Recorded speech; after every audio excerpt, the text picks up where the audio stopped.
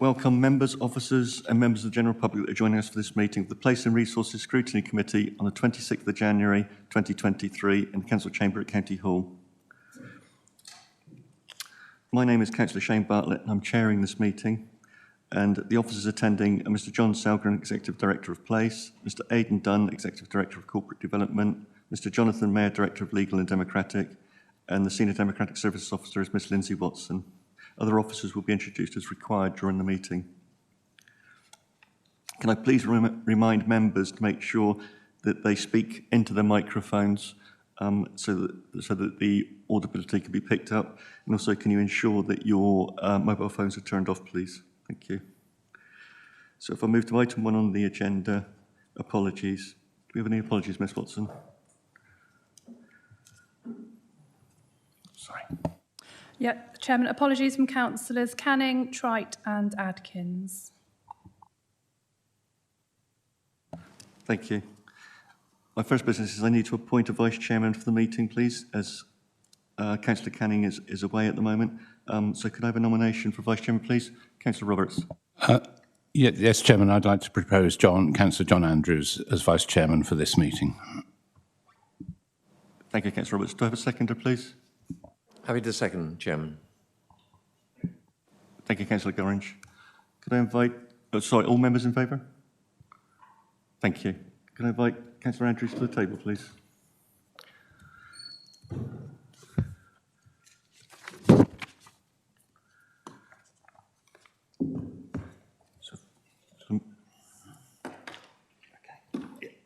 if I move to agenda item 2, then minutes for the 10th of November 2022, to confirm and sign the minutes. Are members happy with the minutes, or is there anything they wish to raise? So could I have a proposal for the minutes, please? Thank you, Councillor Shortell. Do I have a seconder? Thank you, Councillor Took. All members in favour? Thank you, members.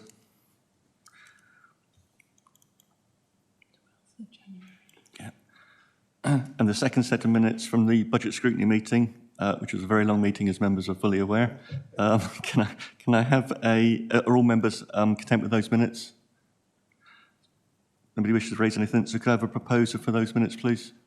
Thank you, Councillor Roberts. Could I have a seconder, please? Thank you, Councillor Took. All members in favour? Thank you, members. Agenda item 3 on the agenda, declarations of interest. Does any member have a declaration of interest they wish to declare at this point? No? Should anything become available in the meeting, then please let me know. Agenda item 4, Chairman's update to read out concerning subject access requests, a note provided by Mark Eyre, Service Manager for Assurance. The committee will be aware from previous reporting that the majority of subject access requests, SARS, relate to children's services, and there have been challenges in meeting with Information Commissioner's Officer. Timelines due to increasing numbers and complexity of requests, particularly in respect of care leavers. Due to the sensitive nature of the content, requests require substantial redaction. A significant amount of work has been undertaken to improve compliance. With the SARS team transferring across from Children's Services to Assurance under the management of the Assistant Data Protection Officer, internal staffing is being supplemented with an outsource arrangement with Redaction Company, with the cost of this budget pressure for Children's Services.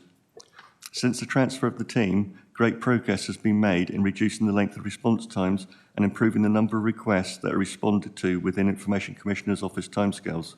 This is due to staff now having been recruited and trained, improved efficiency and reviews of process. As of November, this has improved from 53% at the beginning of April 2022 to 82%, just short of the 90% target. Focusing on children's services, SARS are broken down into 3 categories. Firstly, standard requests, 96% responded to within the timescale. Secondly, complex requests, 100% responded to within the timescale. And thirdly, very complex requests, 53% compliance to date. Further work continues to improve compliance. We are working with the Rees Foundation to support care leavers that submit SARS. This is to help focus in on the information that the care leaver is actually seeking rather than full document disclosure, and also support them in understanding what is disclosed. A project has been established to explore the potential purchase of redaction software to further improve efficiency. And that's the end of the Chairman's briefing on that, members. And obviously we will continue to monitor that through the performance dashboard. Thank you. So we'll move to agenda item 5, public participation. Do we have any questions from the public, Ms Watson?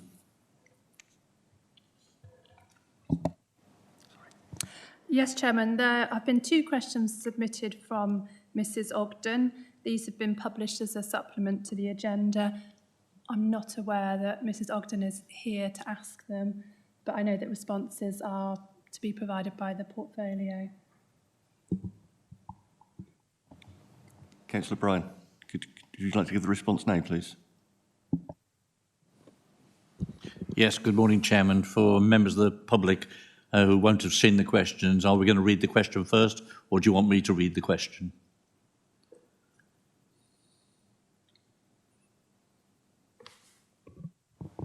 The questions are available as a supplement in the agenda if members want to view them. Do you want to just give the responses?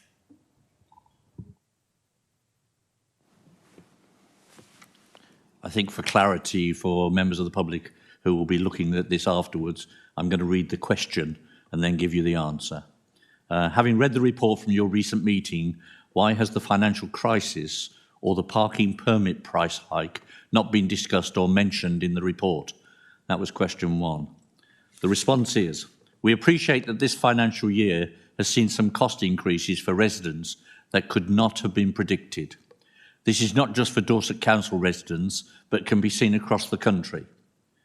When the charging strategy was in the proposal stage, COVID recovery was a considering fact in the decisions made, as that was the financial concern at the time. The cost of living crisis is not something that we had received feedback about since the changes had been implemented, hence is not included in the report. With regards to the permits, several options were discussed during the decision-making period, but it was decided that the fairest option was to give residents the same long-stay permit that enables them to use Dorset Council's car parks for work, medical appointments, shopping and other activities. In the long run, this would be cheaper than paying on an hourly rate. We understood that some people would see an increase in their permit price. Conversely, others would see a decrease in their permit price. The alternative was to keep everything as it is, with some people paying over 4 times more than others depending on where they live in Dorset. This option did not fulfil our pledge to have a fair and equitable scheme across our car parks. With your permission, Chairman, I'm going to move on to the question 2, which reads, following the survey carried out by Dorset Council of Lye Road Car Park, please can you verify the purpose of this survey? Following discussions with the worker undertaking the survey, it had been brought to residents' attention that Dorset Council may be intending on trying to change the status of our car park to short stay again, or even remove our car park altogether. If the latter be the case, this would be catastrophic for us residents in Lye Road, whose only parking for their home is Lye Road. Totally disgraceful charge of £256 for a permit, but then remove the car park the permit is for. Whilst the council worker said she wouldn't be able to say what the purpose of the survey was, please verify what the council's intentions are. My response is, although this question does not relate to the work completed for the Phase 2 transformation that we're discussing today, we thought it best to give some clarity to this. Within the parking team, and I would also add to my own personal knowledge, we are not aware of any officer undertaking a survey in Lye Road Car Park. There are no plans at present to change Lye Road to a short-stay car park and no plans to change its usage from a car park to something else. And just to clarify, in the question it was stated that the permit is £256. Just for pure clarity, the permit cost is £260, not £256. Thank you, Chairman. Thank you, Councillor Bryan. So we'll move to agenda item 7, post-implementation of review of Phase 2. Just to cover, there's no questions from councillors. I beg your pardon, yeah. in my briefing notes, it says there's no question from councillors, but just to cover that for transparency. So that was agenda item 6. Agenda item 7, post-implementation review of phase 2 parking charges transformation project. The recommendation is that the committee notes and comments on the review information provided in this report. Presenting, I understand, is Miss Elizabeth Murray, Strategic Parking Project Manager, and also Mr Michael Westwood, Services Manager for Parking Services, and the portfolio holder, Councillor Ray Bryant, is in the chamber to support them. So over to you both. Thank you.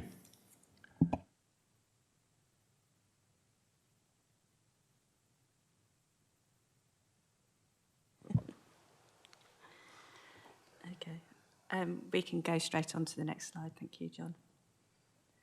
Okay, since the forming of Dorset Council, alignment of charging... Oh. Is that better? Yeah. Oh. Okay, I'll talk like this. Thank you, Mike. Since the forming of Dorset Council, alignment of charging has been done across the board, and that includes council tax. So parking services had been working under the parking orders of the former councils, thus the tariff was inconsistent. It was recommended to align the charges to ensure fairness for residents. The tariffs were amended in a two-phased approach, with the first being completed in April 2021, and the first phase was implemented successfully. As per our legal duty, parking services consulted with the Chief Officer of Police for the area, and also as the former council's parking policies, consultation took place with Chambers of Commerce, business improvement districts and town councils. And although there was no duty to do so, parking chose to undertake consultation with parish councils and the public in advance of publishing its proposals.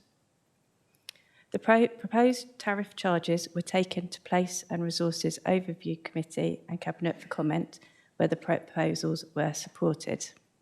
Next slide, please.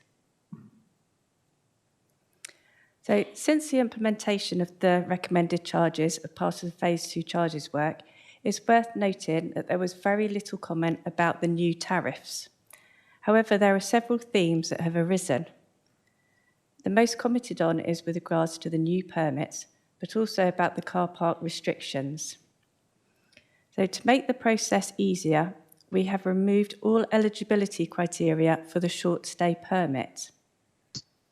This also promotes local shopping and visits from residents who live on Dorset Council borders. We have reduced the evidence required for the flexi stay permit and have separated this online into a resident flexi and a business worker flexi to make it easier to apply for.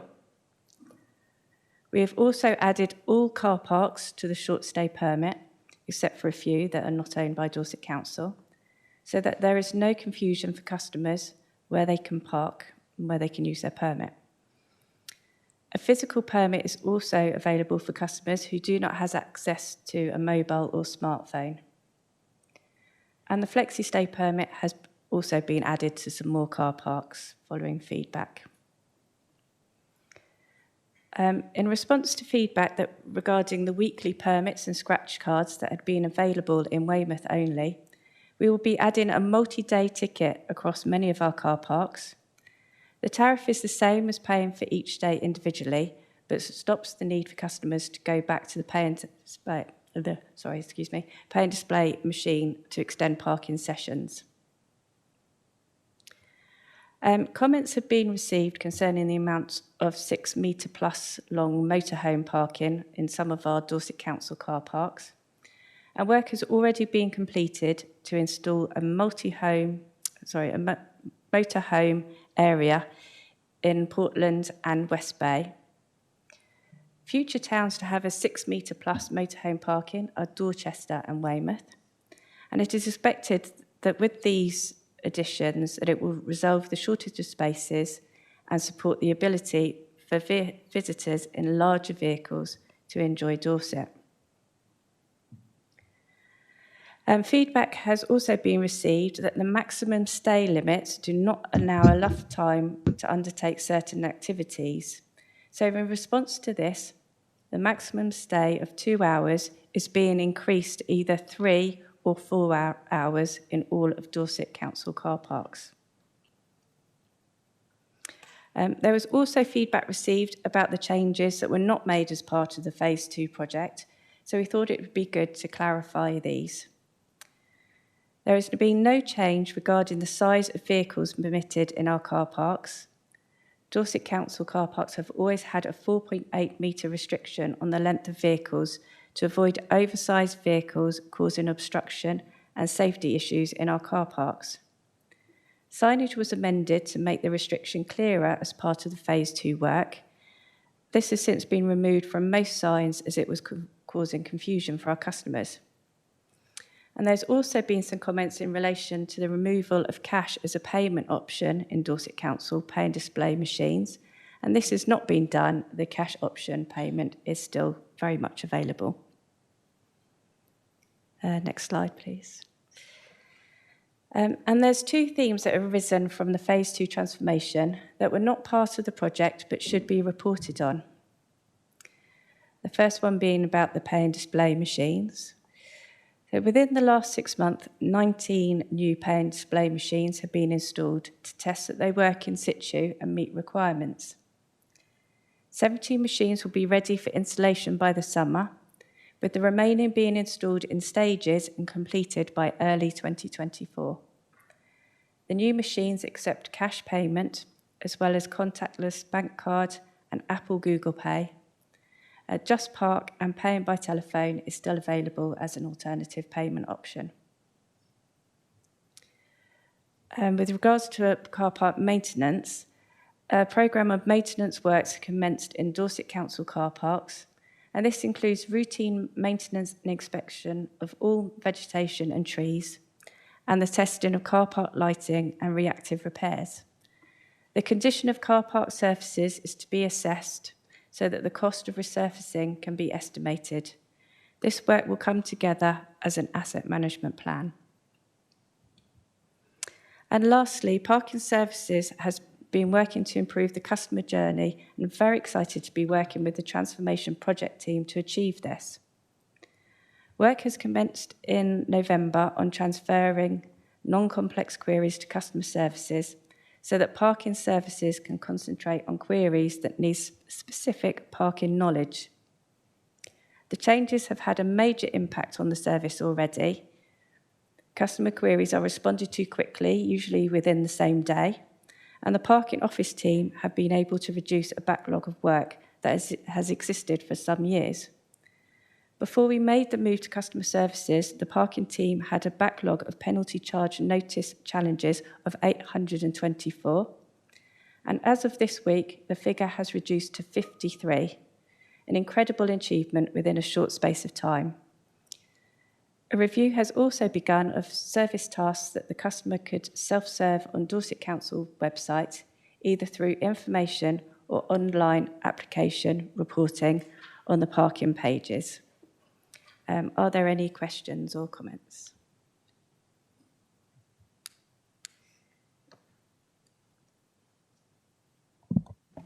Thank you, Ms Murray. Yes, I'm sure there will be. I know I've got several from the chair.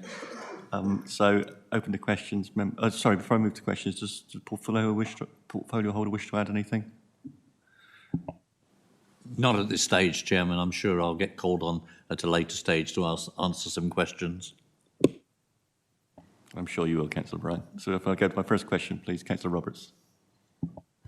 Thank you, Chairman. I have two slightly different questions. One, I've had a resident who has a parking permit and is in Bridport unable to enter the details into the machines. And I'm not aware of how the permit works because I don't use one. But if that's correct, is that an issue, a common issue? My other point is many cars, and especially harbour users, where I have a particular interest, of course, with big pickups. My own car, an estate car, is 4.935 metres, and with a tow bar on the back, it's over 5 metres. My understanding was that a car park without a white line across the end could accommodate any length, but one with a line, you had to fit inside it. It's not possible, particularly for a lot of our harbour users with pickups, our farmers with pickups. We're market towns, are we correct to still assume, with the increasing size in cars, that 4.8 metres is sufficient for modern cars?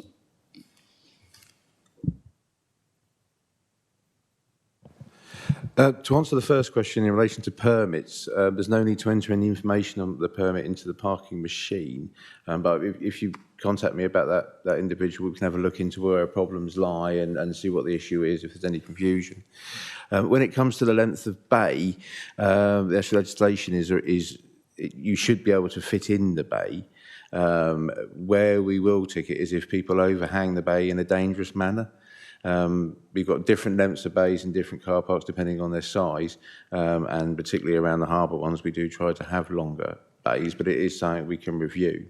4.8 metres still would cover a typical family car, but yes, as long as your vehicle is safely in that bay and not overhanging in such a way as it could cause danger of obstruction. So as you can imagine, if it was overhanging too far, it could stop other people from reversing out of the bays opposite, or be a hindrance to people walking through the car park.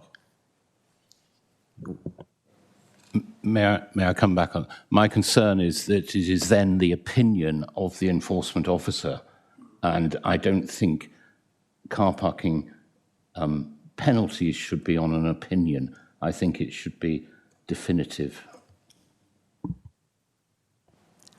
There always will be a level of opinion of the parking officer in these sort of instances. They're trained to take a rational assessment of how that car is parked, and I feel confident the officers we've got are able to do that.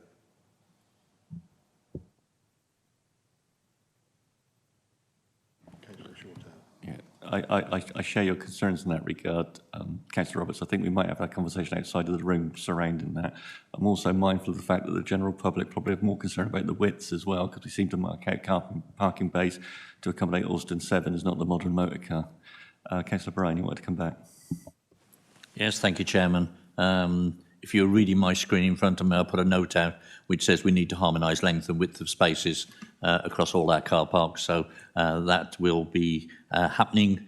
I would also add that on the issues that have been raised, I think we need to agree that we're going to review it, and we'll take that away from this meeting and review what's been said. Thank you, Chairman. Thank you, Councillor Bryan. Councillor Shortell. Thank you, Chairman. In the presentation, it was mentioned that, in fact, all Dorset Council car parks have been included in the short stay permit. But in the report, it says all Dorset Council car parks have been included in the short stay permit. The comment made was, in fact, that there are exceptions for Dorset Council. So to avoid confusion, is it all council car parks are included in the short stay permit, or are some excluded from that?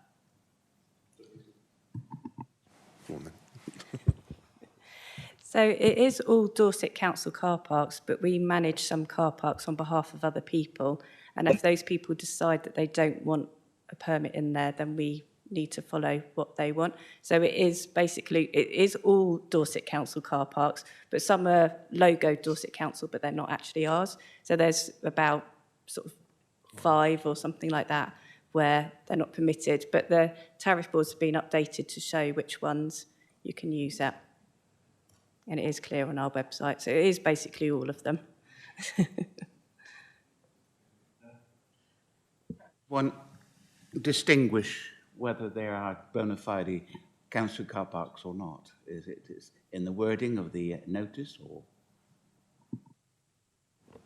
So the detail is on our website about the car parks that aren't included. So it's quite clear when you get your permit, when you're reading it, that it's quite clear.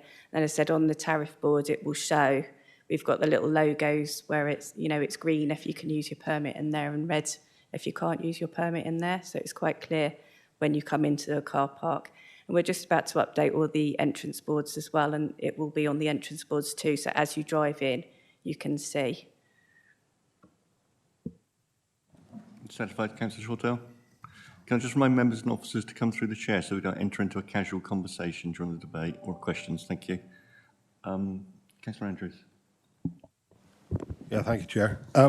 So couple of points. Motorhome parking, I know we've made provision for some coastal towns. I'm just wondering when we're going to make some provision for market towns, because there's some beautiful market towns around the county, one of which I live in, which is Sherborne. But we have no provision for motorhomes, and I'm concerned that people that want to visit our lovely town, have a motorhome, and haven't got another vehicle, can't get any car parks. And I'm sure Mr. Bartlett's town is exactly the same, and Piers' town is that. Well, beautiful town, I think. Yeah. You haven't got two castles though. So I'm just a little bit concerned. Is there any plans for future development of motorhome spaces in Market Town? We'll be reviewing them all to see where the necessity is and where the need is, and where we've got space to put in our own parking, we will. So, yes. Councillor Andrews, I agree with you. It was a question I had as well about the tourism within the northern and inland within Dorset as well to accommodate that. Councillor Bryant. Yeah, thank you for letting me come in on this one, because motorhome parking is probably one of the hottest subjects every time I talk to parking services. We have to remember it's not just creating the space, but it's giving the other facilities that go inside with this. If we're going to do it, I'd rather we did it properly. I think it's very important that we provide these services. And yes, I do want the people that come into the area to go and visit our beautiful market towns, of which we have a number of them. I don't have a particular favourite, but I could be leaning probably towards Wimborne, which is my local one. That's called sucking up to the chairman. But I think it's important that we get this absolutely right. So on a serious note, it's something that I feel quite strongly on. And I can tell you now that every meeting I attend, I ask the question, when? So it's a very valid point to raise today, because what we're doing is looking backwards. And from looking backwards, we'll learn how to go forwards properly. So thank you. Are you satisfied, Councillor Andrews? Yeah. Yes, satisfied with that answer. I've got some more questions, but I know Councillor Roberts wants to jump in. Councillor Roberts. Thank you, Chairman. It was just on the motor. It isn't only market towns. There are some of the beach car parks, and I will raise the one at West Bexington, where we have almost entirely motorhome parking at certain times. Councillor Andrews. Thank you, Chair. My next point is on the permits for hotels, etc. You did touch on it. Was that done in consultation with the hotels, that you came to some arrangement on this longer permit or weekly permit or whatever for hotels?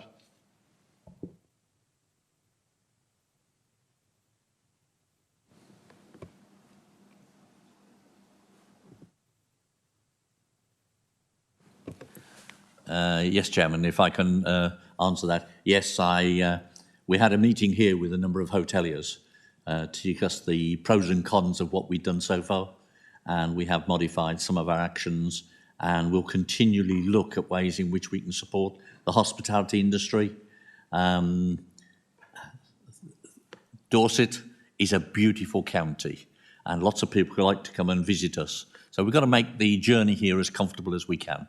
And so going forward, we'll be working closely with the hoteliers. In fact, I've got a meeting planned for them next month, and hopefully I'll be able to give you further updates from that meeting.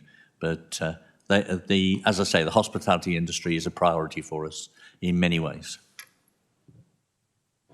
Thank you. Coming back on the next point, if it's okay with you, Chair. Physical car park permits passes. Really glad that that's been introduced, because it's causing all sorts of problems with the demographic of the people. Certainly we've got in Sherborne, and I'm sure other towns we're finding the same problem, and a lot of issues around the inability to get physical parking permits in the beginning. So I'm really glad that that's happened. Cash option in the new machines. There's still a cash option in the new machines. Yep, fine, that's fine. but there's still a delay or there seems to be a delay in installing machines. Now, obviously, there's a supply problem. I mean, they can't manufacture motor cars without chips these days, and that's going through a terrible phase. But I'm just wondering what the next stage is, and is there a program, and are we sure of delivery of machines? From the machines perspective, go on. Before we get the answers from the officers on that, I'll just remind members that the pay machines detail is presently subject to commercial confidentiality information and the order is being placed, but it's an ongoing negotiation. Okay, so just before we delve into too much detail on that, perhaps I should have said that at the start, as Chairman, a failing on my part, but just so members are aware now. Thank you. To add to that, which is, I was going to mention that myself, we are in the mix of that procurement. I'll be working on it further this afternoon. But we are also, to try and get ourselves as far forward as we can, making sure that any preliminary works that are done are carrying out at this stage. So as soon as we've got those machines, we can stick them in the ground.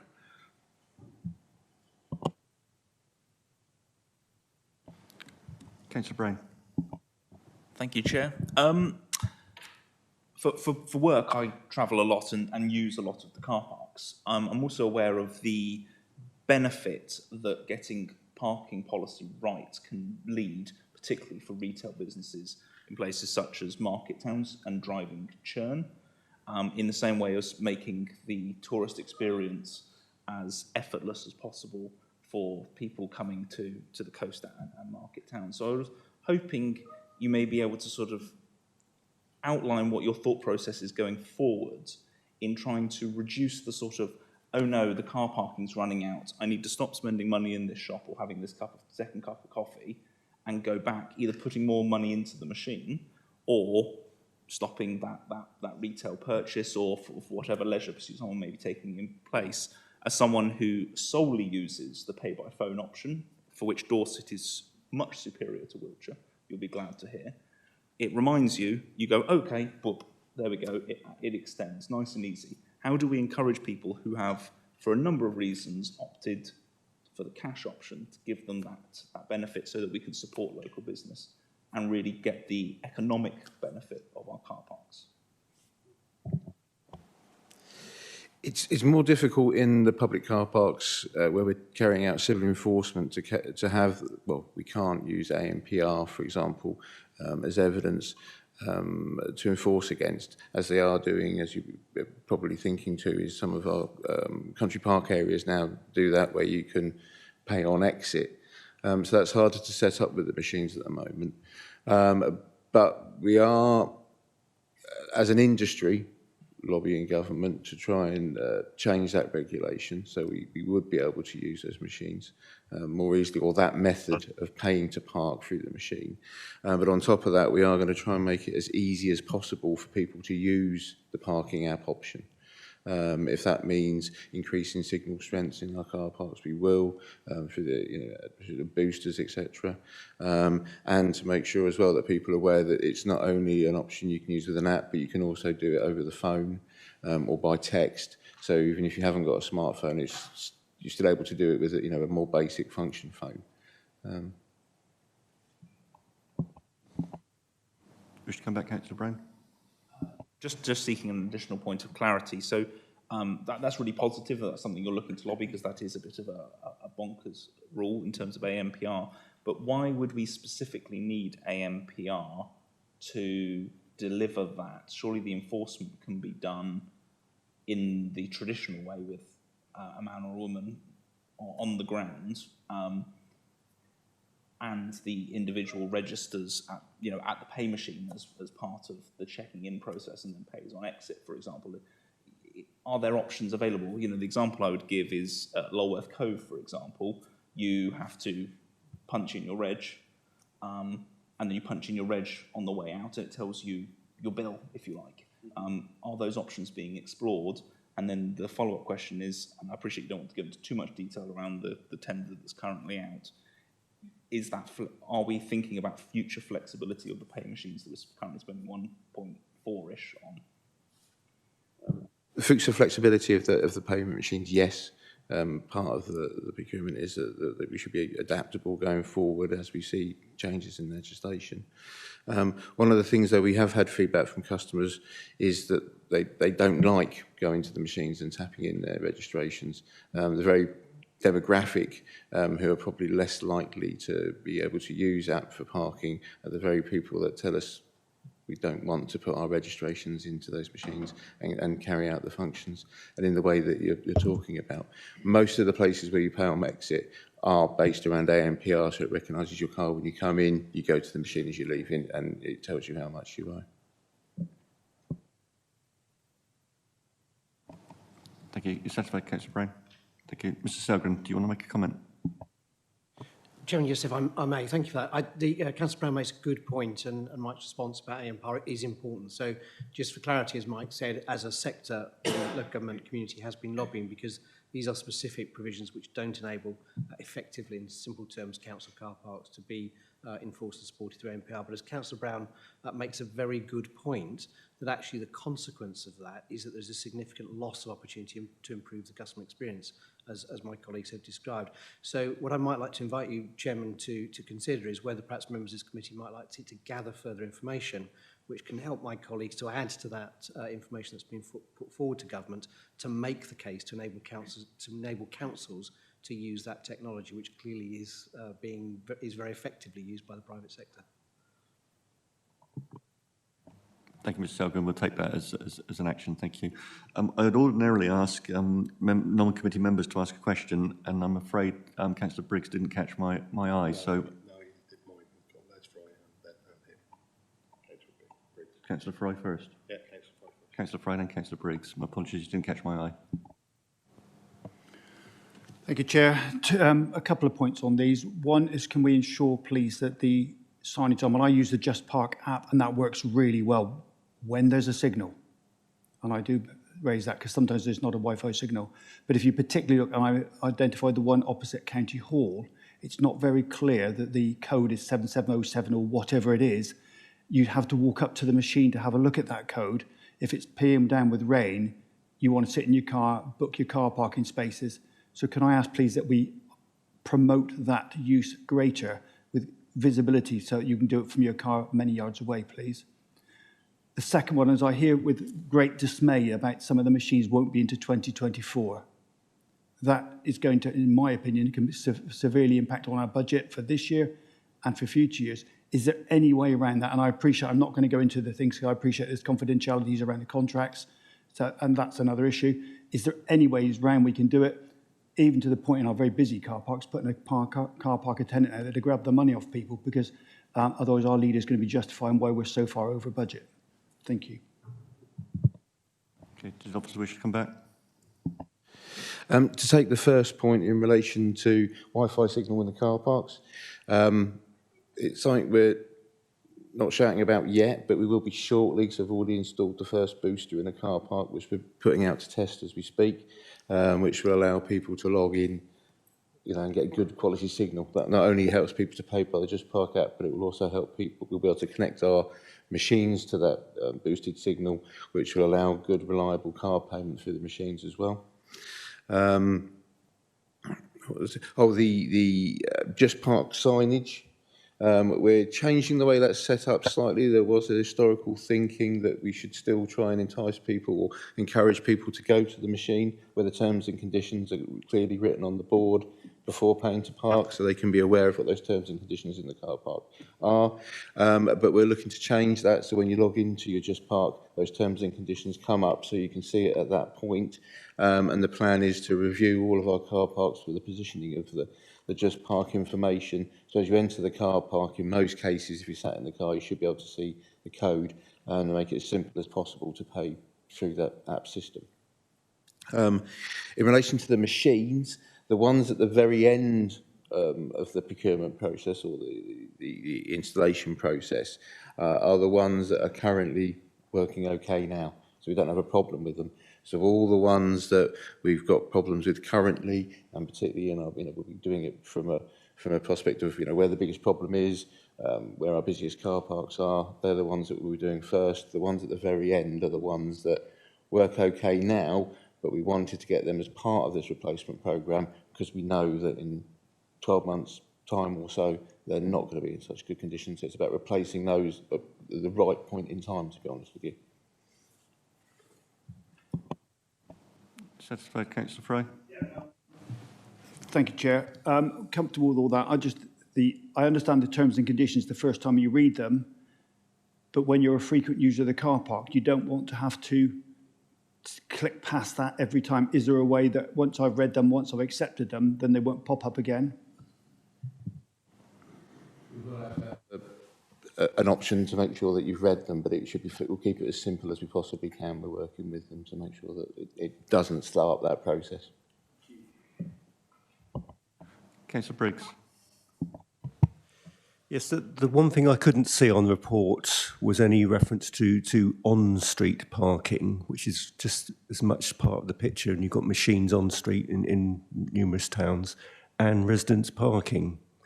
And I declare an interest because I'm a residents parking permit holder in Bridport Road. But for many, many years, there's been talk of a strategy looking at that wholesale, whether to change it to residents only, whether to limit the number of permits that can be bought in one road, the pricing structure. All of that I would have hoped that would have been in this sort of review, or is it likely in the near future? Because it's been discussed for years and years, and it does need some sort of rationalisation, in my view. I'm not sure if that's one for the officer or for the portfolio holder.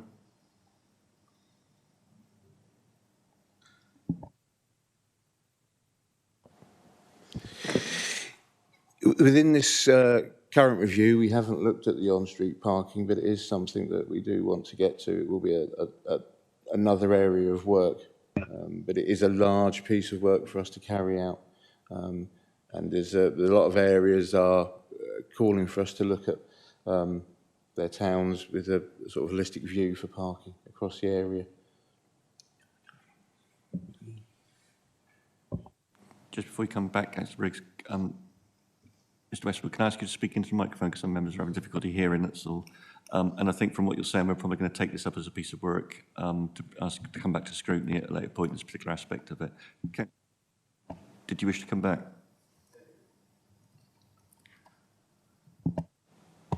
It was just really, I mean, that's good news, but I mean, I've been hearing this for, when I was on Dorset County Council 10 years, it would just be good to have a sort of time frame. We're going to try and do this within the next 3 years, 2 years, but not 10 years again, because we will never get sorted, I suppose. That's good to have a target, I think. Thank you, Councillor Briggs. I think your point is taken. Thank you. I'm going to move. Councillor Lacey-Clark. Chairman, thank you so much. As you'll be aware, with the whole parking review, we have different phases to it. And one of the next phases coming up is looking at the on-street and the residence parking reviews. And obviously that is something that's a problem in a lot of our towns locally, because obviously some of the towns were built before motor cars. And that's something that is particularly close to heart for myself. And working on this, I can assure Councillor Briggs that it is something that is due already in the next phase as we undertake it. It's a rolling programme. Thank you, Councillor Lacey-Clark. I appreciate that. And we'll have a discussion outside the room about how we fit that into our forward plan. Thank you. Councillor Roberts. Thank you, Chairman. It was just clarification, Elizabeth. I think you mentioned that short stay could be either 3 or 4. I'm not quite sure how residents are going to know whether it's 3 or 4. And I don't expect that people who enter a car park should have to log on to a website to find out if it's 3 or 4. So how do you determine which are 3 and which are 4 and why?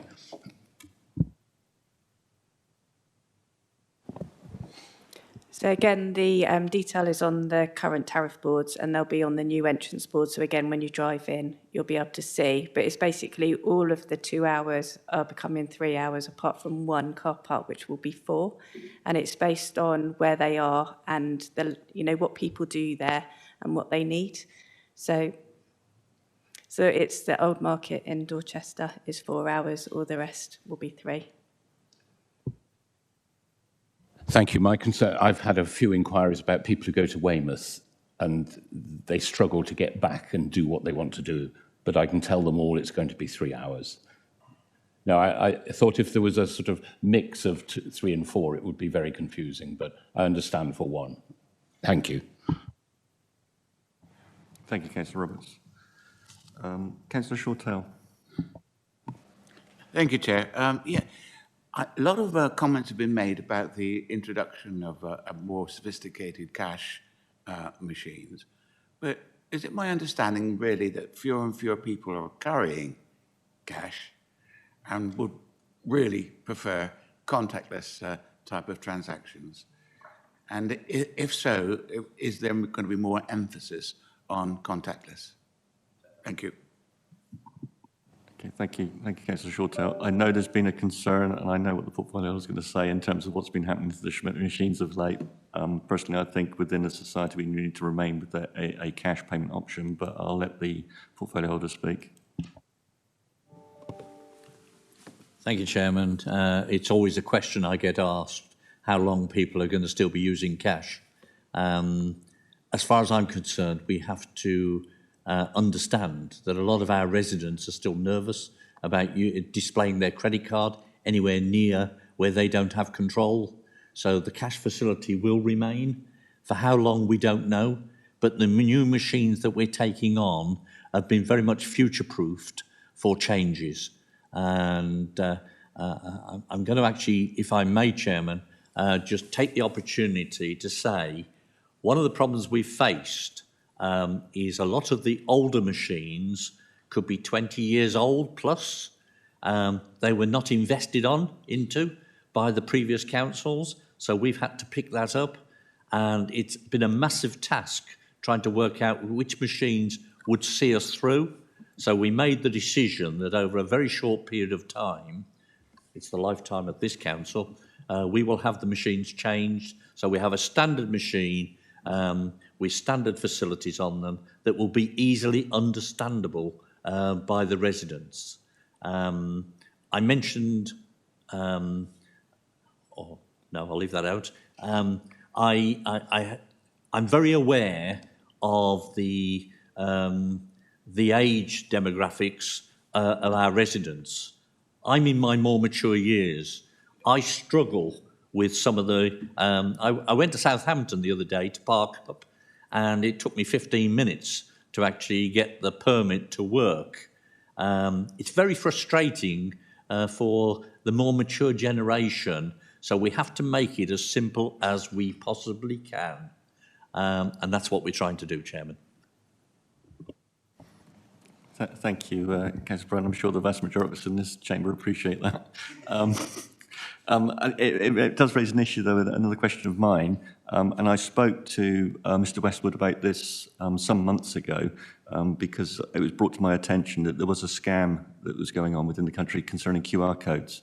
And Mr. Westwood assured me that we didn't have QR codes on our signage, but we do actually, in terms of an information one in my ward in the car parks, there's an information one, and I'd just like an assurance from the officers, the portfolio holder, that we're not going to be using QR codes on our machines because they are too easily scammed. So what happened with the instance that was brought to my attention was that people were scanning the QR code, and that was given the individual scammers behind it access into those individuals' bank accounts.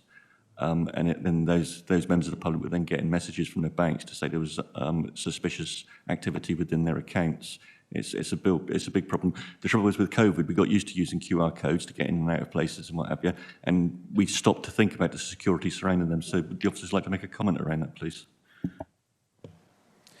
Yeah, I mean, for that very reason, we won't be using QR codes to link to payment systems. We do have a QR code on our signs, but they only take you to a contact, the Dorset County Council contact information, and we won't use it for that reason. It's something that's happening more and more often, that exact scam around the country, not only in car parks, but other places where you can remotely pay for things.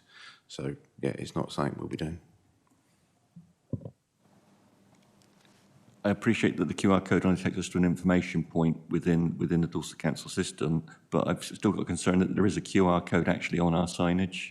and that it's still possible that using that QR code, I think that scammers could actually then gain access into bank accounts, private individuals' bank accounts.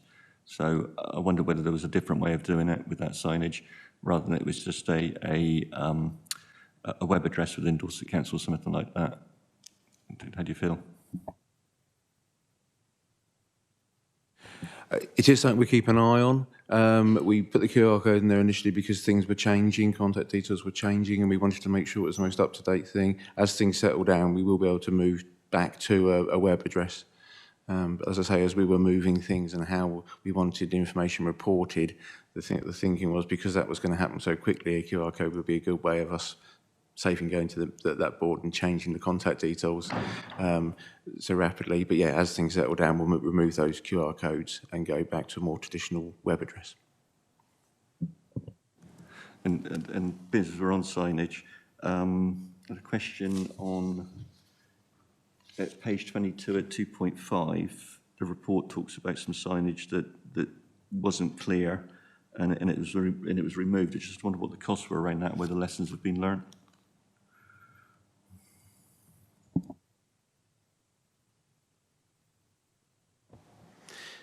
Yes, that was where we removed the 4.8 metres because that was causing some confusion about the length of vehicles and how you measure a vehicle. There wasn't a large cost in that. We stick it over the signs rather than replacing the signs.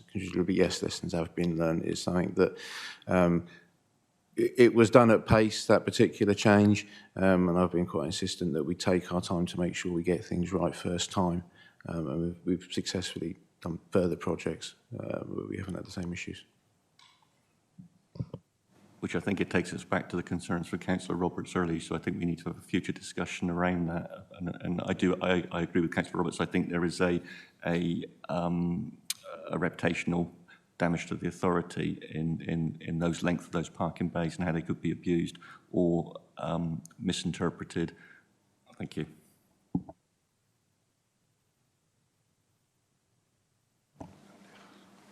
No.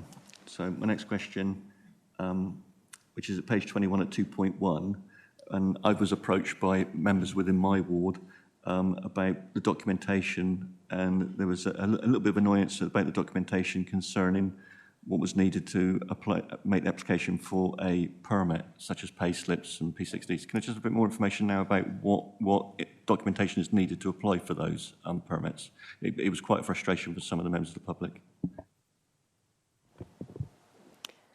So now, as said, on the short stay permit, you don't need any documentation at all, so anyone can apply for it. And as I said, the purpose of that was so that people who live on the borders can still, because you have lots of people that will shop in the Dorset Council area but live on our borders, so that was part of the reason for that. And then for the flexi stay, we've reduced it right down. So basically, you only need your V5. Basically, you only need your V5. If you're a resident, you only need your V5 because it's proof that it's your vehicle and your address. Thank you. My next question is, we discussed about the replacement of the machines. Could I just have an understanding in terms of the former East Dorset District Council district area, that at the time of LGR, just before LGR, that was new machines that was put in within that area, is my understanding. Would those machines be remaining, or would they also be changed? Because I think from what you've said before, this portfolio holder has said, that we're looking to get a continuity right across the county area. Yeah, as we were discussing earlier, we have got some machines at the end of our procurement and installation process, and it is the very machines that you're talking about, to be honest with you. They're newer than some of the other stock we've got across Dorset and still working reasonably well, but will need replacement because technology is changing and we want that consistent approach across the car parks. Thank you, I appreciate that. So on page 23 at 3, we've discussed about the conditions of the car parks, and as we know that the car parks are the first gateway into a lot of our historical ancient towns, making no mention of any of them. And it's obviously the first impression that, particularly as a tourist destination, that those tourists visit in Dorset, where we need to get that footfall into our towns to get that pound within our economy. So then, in terms of those car park conditions, and I appreciate that Dorset Council is I'm not going to use the word stretched, but the workload that the staff are undertaking is quite considerable. And we know that through Dorset Council at the moment, in terms of the amount of positions that we've got within Dorset Council, you know, the job positions that we've got within our staffing structure is quite considerable, actually. So that car park maintenance and keeping them looking prettified, could that work be done by those towns that have got their own ground staff? Is there an ability to do some partnership work in there to use that ground staff from those town and parish councils to then compensate or reimburse those town and parish councils? I'm just not sure how much blue sky thinking's going on. It's certainly something we could look into. If you'd like to discuss that further on this meeting, it's worth exploring. Some elements of the maintenance we've got covered now and are carried out nicely. To be honest with you, the larger areas of work that we need to do is more around sort of resurfacing, filling with potholes, and that kind of thing. But yeah, happy to discuss other elements of it. Yeah, I appreciate the pothole work, and that type of work would need to be done by those dedicated individuals to do it. But obviously the clearing up of leaves, not using leaf blowers, worst invention ever created by man, but actually sweeping the leaves up and making the car parks look good, doing the pruning and what have you. I think that's probably a conversation that could come on. So we'll put that down as a note for a further conversation around that. Thank you.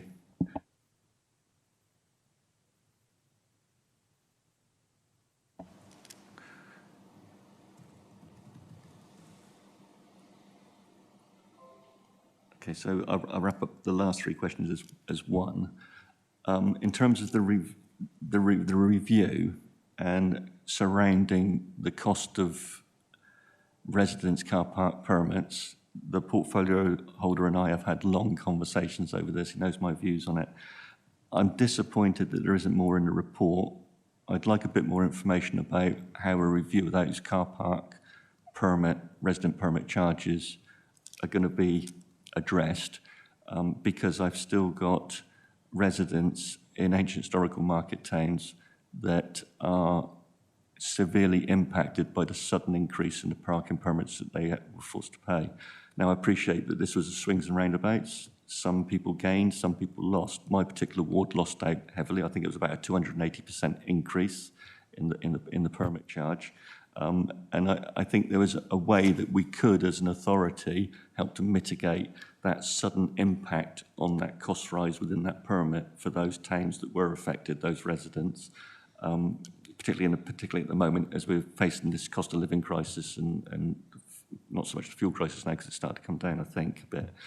But it does seem unfair that those residents are subsidising the cost of maintenance of the car parks and of the winter maintenance programme, which most of the money from the car parks, as I understand it, derived from the income is spent on. And it does feel that they are somewhat subsidising other residents.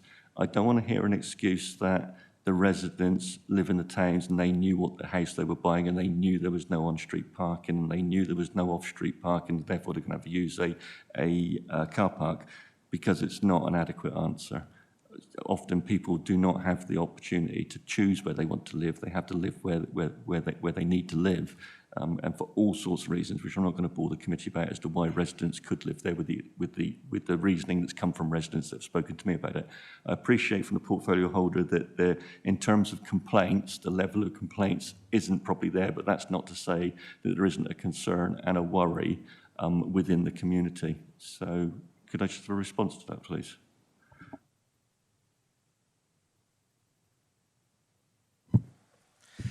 Thank you, Chairman. As you know, you had quite a rise in one of your particular car parks, and myself, being one of those residents that has no off-road parking, has to pay for permits for myself and my wife. We were also hit by it with an even greater increase. However, the council as a whole took a strategic view, or the shadow council took a strategic view, that any harmonisation we would try to do in day one as quickly as possible rather than phasing it in. And following that strategic view that the council took, it wouldn't have been fair to try to find a way to do this over time. We had to do it kind of that day one, harmonise it for everybody. And I agree, it has hit some areas, particularly our own areas, harder than others. But sadly, that is the way it works. Everyone pays the same council tax. Everyone has the same rights to the same costs of those permits. It would just not be fair to charge one town less than another. Does that make sense, Chairman? It does, Councillor Lacey-Clark there. It's just, I think that the sudden impact on such a substantial increase in cost did hit some residents extremely hard. And I just wonder whether the team could actually go away, have a think around that as to how they can mitigate that to spread out that cost. I think it would be, from a reputation point of the council, I think that would be a good thing to do. Councillor Roberts? Thank you. Really, to just further Councillor Lacey-Clark's, and the equalisation of council tax had the same effect. Some paid more, some paid less. If we were to look at individual areas, there may well be complaints from a little town to the west of where I live, where, according to the press, it was a 400% increase in charges, although it went from £2 to £8. Now, I think if you opened up the door, every single town would find a reason to have a special case. So I would not support that we go back and alter the strategic plan of harmonisation. Thank you. Thank you, Councillor Robertson. I take your point. I do take your point, Councillor Lacey-Clark, as well, but it needs to be asked, and I don't know whether it can be means tested to individual residents or not. Okay. So does any member have any other questions? Councillor Took.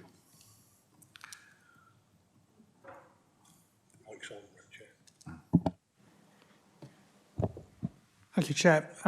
I just wondered what the impact of the charges has been historically on the car parks. I was wondering what the impact of the charges has been on the use of car parks, whether we have car parks that are now emptier than they were, are they still as full as they always were? Indeed, are some of them always stuffed full and nobody can park in them at all? And what impact and in what areas might this have been observed, and how are we monitoring this? And if we do find car parks that are not being used because people are using green transport, as it suggests in paragraph 6, instead of using their cars, what actions might we take to make better use of that space, or to encourage people back into their cars, if that's something we really want to do? I doubt it. But it's really just a question of monitoring. How are we getting on with that monitoring of what the car park usage is, how it's being used, and where, if any, are issues arising? And I ask this quite disinterestedly, in that there are no Dorset Council car parks in my ward at all. Thank you. Mr. Westwood. Thank you very much for the question. We're not as data rich currently as we'd like in car parking. One of the reasons for getting the new machines, and one of the things we're looking for out of these new machines, is more information. So we can better understand how our car parks are being used. So we can look at what it looks in an individual car park at 10 o'clock on a Tuesday. So we can then decide what the best way to use that asset is going forward. From the changes we've made in the last year, and the data that we have got, there doesn't appear to have been any sort of downturn in the use of the car parks. From what we can gather, it appears that we're still seeing the same number of people in the car parks, parking for a similar amount of time. But no, you quite rightly point out, we do want to understand better what areas are we seeing capacity issues, and do we need to look at further parking provision, and what areas and particularly what individual car parks aren't getting used as they should be, and what other opportunities could we then use in that space to ensure that we're getting best value out of that asset. Councillor Took, we should come back. Thank you. Yeah, is this something that we can perhaps bring back at a later date, where we may have more data, and just keep it monitored so that we know what usage of our car parks is, and perhaps, and as you say, areas where we need to provide more or provide less? Thank you. It's really just a long-term inquiry, so I appreciate I'm not going to get a complete answer now. But if we can come back to this at some point, it would be quite useful, I think. Yeah, thank you, Councillor Took. I think it's an important point to make because obviously it's a major revenue stream to the council authorities, so we need to keep on the ball with it. I believe the portfolio holder would like to make comment. Yeah, thank you, Chairman. And Councillor Took raises a very good question. History doesn't help us because there is little or no data that we can work from. What I would say is, having spent a lot of time driving around looking at our car parks and the usage, we're still trying to get the finite balance between those car parks where you've got no chance of getting a space to those car parks that are potentially underutilised. The one thing I would say is that with the actions we've taken, we believe that we have not seen a decrease in the use of those car parks, and this is shown by the revenue that is created from them. But I do genuinely feel, and this is why we spent so much time getting the new machines to be the right specification, because data is so important to any business, never alone the council. And I think it's, I'd be very happy to bring this back at a future date to discuss more fully when we've got some data that we can work from. So I'm happy to pick up on your suggestion that we bring this back at a later date. So all I would ask is that, Chairman, you control the planner. You'd like to add it to the planner at a future date. Thank you, Councillor Bryant. Yeah, and we've had the discussion about the new machines that the council is looking to purchase. The technology's moved on and we will have that data in the future, which is good, yeah. It's a well point made, Councillor Took. Thank you. Councillor Roberts. Yes, I welcome the additional information because going back in history, as we have just been doing to the district councils in West Dorset, a lot of the surveys were done midweek, and in market towns like Bridport, if I'm allowed to mention one, Saturdays were almost impossible to park anywhere, but the surveys were done midweek, which showed that there were usually adequate parking. So the information from the machines will be very welcome, because I think every market town experiences peak days, and the parking must be based on peak rather than average. Thank you, Councillor Roberts. Mr. Selgren. Thank you, Chairman. Can I just speak in support of the suggestion the committee's made, and indeed Councillor Bryan's comments. So having worked previously in an authority which did have the sort of modern equipment that allowed the real-time monitoring that has been described, I certainly would advocate to the committee that having a look at this at an appropriate time when the new machines give you that data, I think you'll have that much richer picture and therefore know how to advise Cabinet and portfolio holders in the future about how policy in relation to car parking is applied to drive the outcomes that we as a council are looking for, which is about good parking practice, as Councillor Brown was saying earlier, of driving successful outcomes in the local economy. So I think, as Councillor Brown has supported that suggestion, I certainly, as the Chief Officer, would commend that as something that would add value to the ongoing work of the car parking service. Thank you, Mr. Selgren. It didn't escape my knowledge that you mentioned you worked for a former authority with that sort of technology, and welcome to Dorset, and we are catching up. Chair, I appreciate the comment wasn't made in any derogatory sense. I was merely advocating that the generosity that members have shown in investing in the equipment will pay you dividends, and you will see the evidence. So I think that will help your thinking in the future. But I certainly, based on that Bruce experience, it is good technology and has real value. Not derogatory, it's just an old joke within Dorset. Thank you.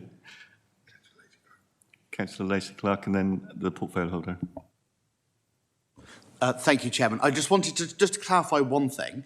The data itself was from the previous authorities. Some didn't collect any. Some of it was very inaccurate, shall we say. And I want to make it very clear that in the last year and two, Elizabeth and Mike have done a fantastic job of actually starting to create that data and collect it. And so we have started to set all those baselines and collecting that data. And these new machines are going to let us really take that to the next level. But I wanted to make sure we reassured members of the committee that we are collecting that data currently, but the historic data isn't there. Thank you, Lacey Clark. Councillor Bryant. Yes, thank you, Chairman. The one point I do want to raise is people very often query the provision of parking. Our job is to create the churn that allows people to come and go in our market towns, in our beach towns, and if we don't create that churn, then the car parks can remain full all day long, and people coming into the towns then have nowhere to park, so they don't spend their money in the local businesses. So car parking is an asset to the businesses and the local community and shouldn't be seen as anything else. Our job is to get it right, and that's what we are striving very hard to perfect. We've come a long way in 3.5 years, and as has already been identified, we've been working a little bit in the blind because we didn't have that history to work from, and I concur with Councillor Clark's comment about the work that has gone into this by the two officers that are sitting in front of me. They must get fed up of me, keep having to go at them over different things, but they've been very supportive to me all the way through, and but it is about churn. Don't let's ever forget that it's the turnover in the car park of the cars that means people come in and spend money in our market towns and our major towns. So we need to keep that as the focus. Thank you, Chairman. Thank you, Councillor Bryan. Okay, so I've got no more questions. So just to wrap this one up, and thank you for the input, members. Obviously, personally, I've got a concern around those residential parking permits, and I will continue those conversations with you outside of the room, Councillor Bryan. So if I sum it up, to take away from this meeting, a review over the length and the width of parking bays is what we want to bring forward. Technology about government allowing councils to enable us to use it, the new technology that's coming through. On-street car parking review and a date for the forward plan on that, please, from the team. To investigate maintenance contracts with towns and parish councils of ground staff teams that are capable of doing that. So if the team could go away and give some thought to that, please. I'd appreciate it. And the future use of car parks and the data that's going to be derived from that. Okay. Does any members have anything else they wish to add to that? Are members content with that? Are we happy? Yep. Okay. So can I thank the portfolio holder and the lead member, Councillor Ray Bryant and Councillor Lacey Clark, for their input today. I really much appreciate it. And for Miss Murray and for Mr. Westwood, great to see you again. Thanks ever so much for the work you've done. It is an excellent piece of work, and we all look forward to the new car park machines coming in and the data that we're going to get in the future and how we're going to improve the service. It's brilliant. Thank you. Mr. Selgren, did you wish to add anything? No? Thank you. Thank you.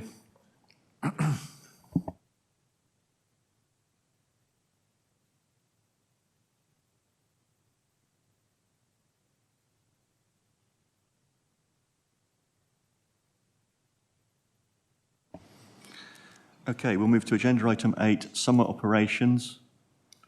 And we have the recommendations for the committee is recommended to comment on the review of the work undertaken for summer 2022 and review the proposals for managing visitor numbers to Dorset during summer 2023. Presenting officer is Mr. Graham Duggan, Head of Community and Public Protection, and the portfolio holder is again Councillor Bryant. So welcome, Councillor Bryant, again. Welcome, Mr. Duggan, and over to you. Thank you. Thank you, Chairman. Hello, committee. This report reviews the summer demand arrangements that were put in place for last year and also looks forward to this season for 2023. Your committee will recall that this work originated from the exceptional visitor numbers that were coming to Dorset in 2020-2021 in the summer seasons, and that was due to the foreign travel restrictions imposed by COVID legislation. And to respond and to ensure that communities were kept safe and that the visitor experience was good to our main coastal towns and attractions, additional services were put in place utilising grant funding from government to manage the implications of COVID-19. In 2022, visitor numbers were less than the previous year, and that's understandable because the foreign travel restrictions to a great degree had been lifted. However, numbers into Dorset were judged to be above that of a business as usual year before COVID. In summer 2022, we were still able to utilise COVID grant funding, and additional services were provided predominantly to our coastal towns and resorts, which included additional highways support and parking enforcement, waste cleansing, ASB patrols, and also some funding was provided to certain town councils for their own work and activities in helping manage the visitor numbers well. Last year, we also had a summer demand group, a multi-agency summer demand group, which was formed of key representatives from key council services, but also importantly other agencies who have responsibility for managing public safety through busy summer months, most notably the police and Dorset Fire and Rescue. Those arrangements worked very well again in 2022. Their weekly meetings, and those meetings enabled all those present to look back over the past week and also to plan forward for upcoming events in Dorset, of which there are a tremendous number through the summer season. The other facility that worked particularly well was the Multi-Agency Command Centre, the MAC, which we've had in place for 3 years now. It's been a contracted arrangement with a supplier, and we've used the COVID grant funding to support this. Essentially, this has been a single point of contact. So if any agency has an issue, they can phone into the MAC, they can contact the MAC by phone or email and be put in touch with the right agencies to help resolve that issue. And it's worked particularly well over the past 2 or 3 years. The feedback we had from agencies for last summer was good. A survey was sent out to all of the stakeholders who were involved, and their responses indicated that the arrangements worked well. The features that they particularly liked were the summer demand group, the multi-agency group, and also the MAC as a single point of contact.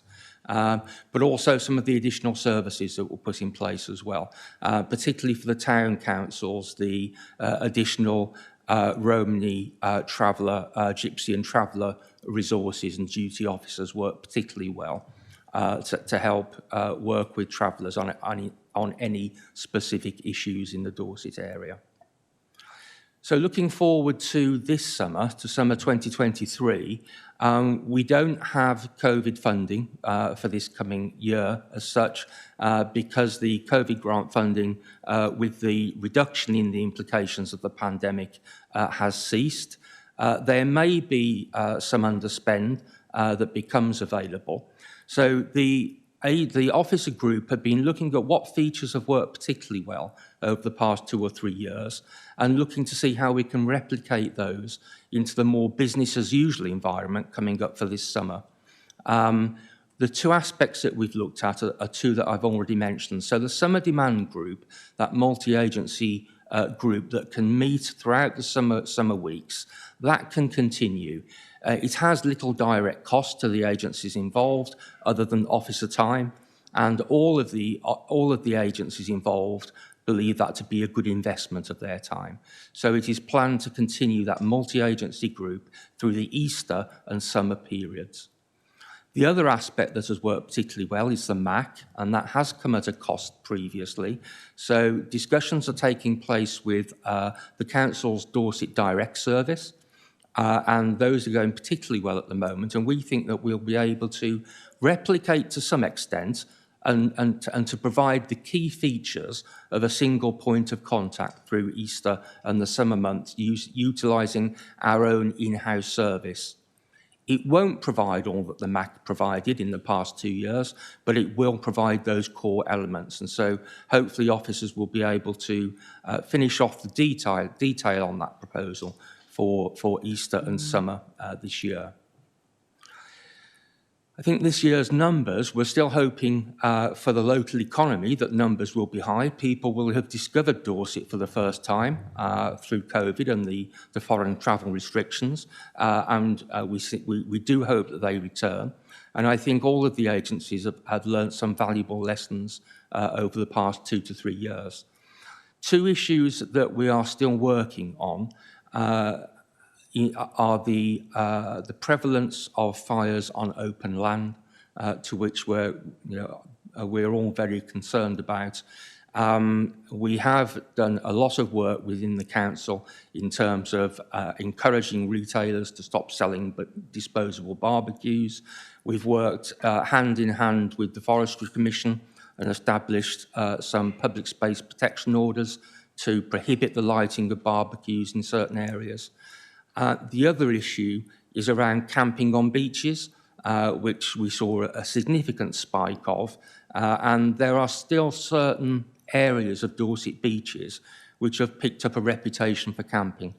And officers are working with other agencies to look at how we can adequately address that, raising awareness and education about where camping isn't allowed, and also taking enforcement action where we need to, and encouraging people who previously have been using beaches to go to a licensed camping site, of which there are many in Dorset, great camping sites, and we'd much rather that the facilities there were taken advantage of rather than free camping, wild camping, as it's sometimes termed, on some of Dorset's beaches, because that does have some specific problems. So work will continue with officers for this year, and I think it will be particularly important that we build upon the experiences that we've had through COVID and the pandemic in managing high visitor numbers to Dorset. And just a final point, I'd like to thank the committee for your interest in this subject, because you have had interest over the past 3 years, and your oversight and suggestions have been most helpful to officers in developing the work that we do now. Thank you. Thank you for that, Mr. Duggan, and thank you for your thanks to this committee. I do appreciate that. I'm sure the committee do as well. I'm going to move firstly to any non-committee members, if there's any questions from non-committee members. So if I've got no questions from non-committee members, did the portfolio holder wish to say anything at this point? Mike. Chairman, it's probably easy for me to come in part of the way through the meeting rather than repeat a lot of what Graham has very adequately presented to us. Thank you, happy for that. So my first question from the committee is Councillor Roberts. Thank you, Chairman. As you probably might anticipate, it's about wild camping. My ward, the Chesil Bank, probably is the most significant area of wild camping, with at West Bexington at times over 100 tents. Since the introduction of the ASBs and the combination of our officers and the police, there has been it has been a reduction in the numbers, but it still is happening. And there are social media sites that advise that this is one of the best places on the south coast, particularly for the fishing. And the view of the residents and the parishes affected is that more public enforcement and perhaps some court cases might get the message to social media that actually we are doing something about it. I was very concerned that you said that the resources meant that the staff, or you had to use outside agencies because of a lack of staff or funding. And I really hope that within our budget, we can still continue the enforcement of, although it may be a small area and principally one ward, it is of great nuisance to the residents, particularly as there are no facilities on these beaches, and the resultant, shall I say, mess that is left behind is not welcomed by anybody. Thank you. Thank you, Councillor Roberts, and I'm grateful you didn't go into detail there. Mr. Duggan? Yes, thank you, Chair. Yeah, I fully appreciate the councillor's comments, and it is one of those issues which we are still suffering from as a result of COVID and people travelling to Dorset and using Chesil Beach in particular. For this coming season, one of the key aspects that we would like to resource, if we are successful in attracting some remaining grant funding, is an effective ASB patrol working hand in hand with Dorset Police. We know which areas these are, and we need to target those enforcement patrols effectively. And I do agree some visible enforcement action will discourage the activity. Alongside that, we are looking at social media sites. We are looking at how these areas of our beaches are getting advertised, and we will be running as a council some education awareness campaigns, some work on our websites and how we promote Dorset, just to raise the issue of camping, particularly in these areas. You'll have seen that there's been some publicity over the past couple of weeks in relation to, I think it's Dartmoor and camping on Dartmoor. So it's very much in the public eye, and it's something that we wanted to work on from a number of aspects. But I think we also need to improve our liaison with local communities as well. So I do make the offer if there are any specific local communities, and I know we've been in touch at West Bexington. We are happy to meet with our colleagues in Dorset Police and listen to the concerns and listen to any suggestions that local communities might have to help us crack this problem. Thank you. And there is, I'm not sure whether it's something that we can do as a council, but there is sort of hearsay evidence that an awful lot of the campers are coming from certain areas and communities in the West Midlands, and whether we can contact our councils there and to try and get a message out about how antisocial this is. I'm not sure, but certainly working, and I know our Police and Crime Commissioner is very keen that we demonstrate that we are doing something about it. And I think what you've outlined is very welcome. So thank you. Yes, just to say that is something we're looking at in terms of certain communities coming down to parts of the beaches, and it's a good suggestion that I'll take up in terms of contacting those local authorities to see whether they can do some awareness raising from those areas. Point well made, Councillor Roberts. And I think also we could be continually using our own comms team, couldn't we? But we got a very effective message out during the COVID period, as you're well aware, about come to Dorset, visit Dorset, but please respect and look after our county. And I think that could be an ongoing piece of work with the comms team. It was very effective before. Thank you, Councillor Roberts. Councillor Took. Thank you, Chair. Almost a follow-on, not necessarily quite.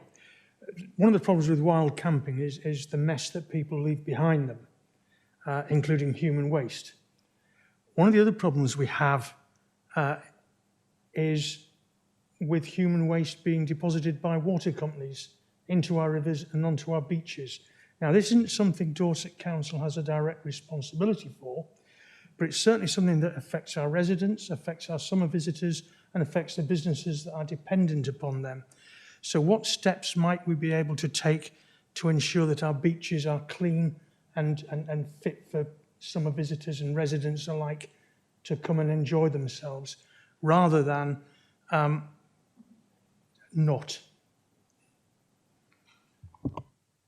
Okay, so I'll just come back on that briefly. We are going to be bringing a piece of work in the future. I think Mr. Selgren might want to say something very, very briefly about that we are going to be bringing a piece of work to this committee. While we don't have the power to enforce Environment Agency or the water companies, nevertheless, it will be good to get them in the room, because we do have a duty of care to the residents of Dorset. Mr. Selgren. I've stolen your thunder, I do apologise. But we've had that conversation outside the room, so it is going to be addressed, Councillor Took, in a future meeting, which I'm sure you're going to be quite enjoying taking an active role in that. Thank you. Councillor Roberts, very briefly. Yes, thank you. For members who are not aware, I represent Dorset on the Wessex Regional Flood and Coastal Committee, which is an Environment Agency base committee. This very point was raised yesterday at the meeting by me, because they are bringing out a review of their asset maintenance and management programme. And although it mentioned clean rivers, I've asked them to put on their clean bathing water.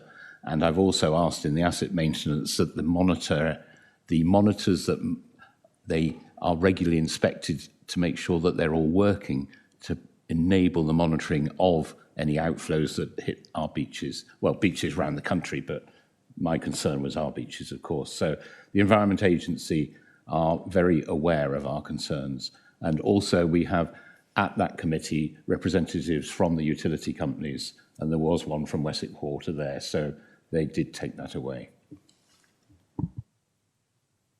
Okay, thank you, Councillor Robertson. Perhaps you and I can have a conversation around that outside of the meeting. I'd appreciate being brought up to date with that. Thank you.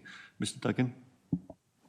Thank you, Chair, and thank you for the question and the comments that have been made. I just wanted to add that environmental health at the council are responsible for monitoring and posting the results of bathing water monitoring.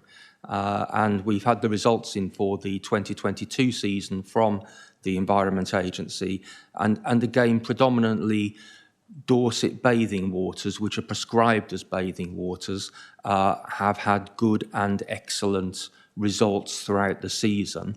That's not to say that the pollution that does occur is of a concern, and I concur with the comments that have been made.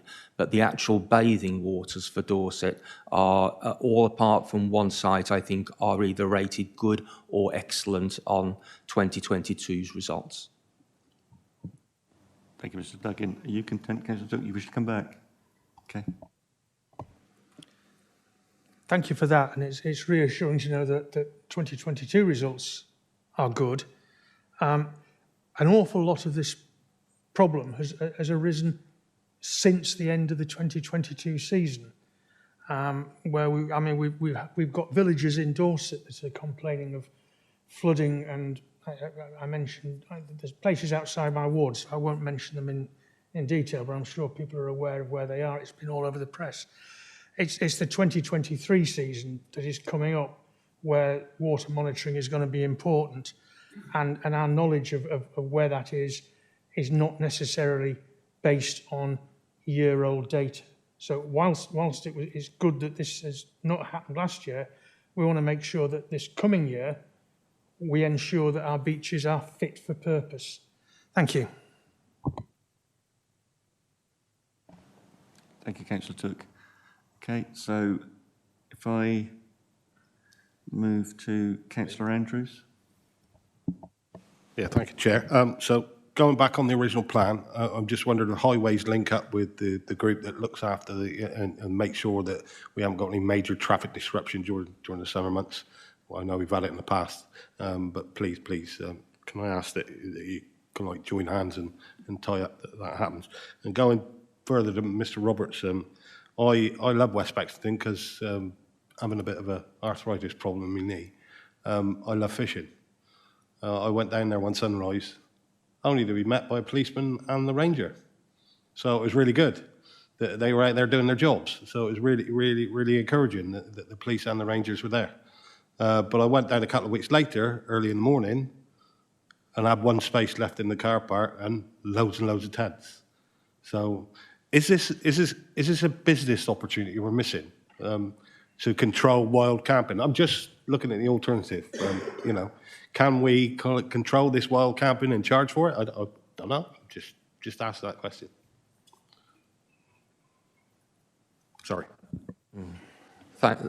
Thank you for the question. I think at West Bexington, the landowner is the National Trust. I'm sure they would have a view on any business opportunity on Chesil Beach. But you're absolutely right. It has become a significant issue through COVID and people discovering these areas, and it's going to need joint agency work and with the local communities to bring it back into an acceptable position. We are working on it. Councillor Shortell? Thank you, Chairman. There's an authority not very far from our border that's introduced a beach check app. This is an app which goes on mobile phone, of course, and it indicates the degree that various parts of the beach is being used, whether it's in light use, moderate, or heavy use. Also, it can add in further information like are there lifeguards present and also camping issues. Is that something that perhaps Dorset Council can consider introducing? Mr. Duggan? Yes, thank you for the question. We were on the officer group looking at the beach app when it was first undergoing development at the start of COVID. We withdrew for a number of reasons, but now the app is certainly up and working in that other council not too far from us. We are keeping an eye on it and seeing how it works. It does work for BCP Council a little bit better because of the conciseness of their beach areas, where in Dorset it's a bit more disparate. But there are some certain advantages that we've seen from the app, and we can see that working potentially in the Dorset Council area. So we are still talking to officers over at BCP and we have a good working relationship with them, and it's something we'll certainly be looking at in the future again. Thank you, Mr. Duggan. Okay, so Mr. Duggan, at page 26 at 1.3, it talks about the multi-agency command centre, the MAC, and it was being operated by an external contractor. And I believe in a previous paper we did have the costings for that, but I can't remember off the top of my head what the costings were. Could you relate to me what those costings were, and what, if there was funding available, what the estimated costing for this year would be? If you haven't got the figures to hand, I appreciate it. Yeah, thank you, Chair. I've got a rather leaky memory these days, but I think the contractor cost for each of the past 2 years has been around £12,000 to £15,000, £12,000 to £15,000, and that's for the Easter and the summer periods. And that funding has come from the COMP funding, so the COVID grant funding from government, which was made specifically available to local authorities to manage the implications of the COVID pandemic. This year, for 2023, because that funding has nearly exhausted, we're looking to deliver the same core principles of the MAC, but use our in-house Dorset Direct service. So there will be no direct costs to the council other than officer time, and the details of that are just currently being put in place. Thank you. You answered several of my questions there in terms of the funding of it, because as I understood, there wasn't really any great funding coming forward from it. We'd almost exhausted all avenues of funding. And in terms of the staff requirement to put it in place, are we confident we've got that staff requirement? I know that staff is stretched across the council authority because it would be a shame to lose the learning that we've had, from such a horrendous place to be with the COVID pandemic that we have and all of the tragedy that brought about. For us as a council authority, in terms of our resilience plans, I think it's probably recognised that there was a lot of learning to be done, and we were learning as we went through it. It's just the same as the NHS was learning how to deal with the disease that they'd never been confronted with before. And we seem to have learned a lot of very good lessons, and we're probably more resilient now, I would imagine, than we were from beforehand. So I just wondered, if we don't fund this, if we let it slip through our fingers with the lessons that we learned, what sort of risk are we at? I agree with everything that you said, Chair. I think it is really important for the council to be able to continue elements of the best practice that we've learned about over the past 2 to 3 years. The service that we're looking to develop with Dorset Direct can be delivered in-house. It may require some additional resourcing, but it's resourcing at a level that at the moment we think we can manage within budgets for next year. So I'm confident at this point that Dorset Direct will be able to deliver the core elements of what the MAC did in previous years for this summer. That's good to hear, Mr. Duggan. Thank you. Mr. Selgren. Chair, if I just add very briefly to what Graham said, so just for absolute clarity, so the service that Graham's describing is the one that we run in-house. That's Lisa Cotton's team and Anthony Palumbo's team that provides the Dorset Direct service. As a result, if it's the last two budget rounds, we've now resourced Lisa's team up to be able to provide Dorset Direct out-of-hours cover for the council comprehensively. So what Graham's described is that the things that we were doing through the MAC will now be integrated into that function. So it's for that reason that I can say confidently to the council, because the resource allocation that has been made by this council into that Dorset Direct service, we remain confident that we can integrate what was done in COVID into the arrangement in exactly the way that Graham has described. The other point I'd add, Chairman, which I think picks up the point you're making, one of the benefits of doing that in-house, of course, it's those same staff. So day to day, they're dealing with those same customers and same issues. So our expectation is that actually the take-on will be better because the staff are already familiar with the issues that we're dealing with, unlike the situation we were dealing with an external contractor, of course, who has to be briefed and detailed on all the council's arrangements. That knowledge and experience sits within our existing team. So if I may, Chairman, perhaps cover off the concern that you've expressed, it's just that. It is our own in-house team who already have those skills and knowledge that we're going to integrate this function into. Thank you, Mr. Selgren. So that continuity will remain there, and I'm assuming then that continuity would put us in a good position to continue that work with the BCP Council and neighbouring authority in terms of that tourism, managing the tourist numbers, and also not forgetting it to our west also with Devon County, I presume, yeah. So yeah, you're happy with that? That continuity and that arrangement that we've had in these last couple of years is going to smooth transition over, and we'll continue running properly. Chairman, I can give you that assurance. And for, of course, Lisa Cotton came to this council from BCP Council and has maintained those very close relationships with her colleagues in that area. So actually, in terms of some of the things that we do in the day-to-day operation of customer services, or we do on occasion have that handoff of customer between the two councils due to the, in a sense, the municipal geography, Lisa has in place arrangements to ensure that we don't effectively lose customers as a result of the fact that BCP will handle people within their jurisdiction and we will handle customers and issues within ours. So again, I can give you that assurance, Chairman, that the arrangements that they've made for the customer service transformation have taken account of exactly that issue to ensure there's continuity of service. Thank you, Mr. Selgren.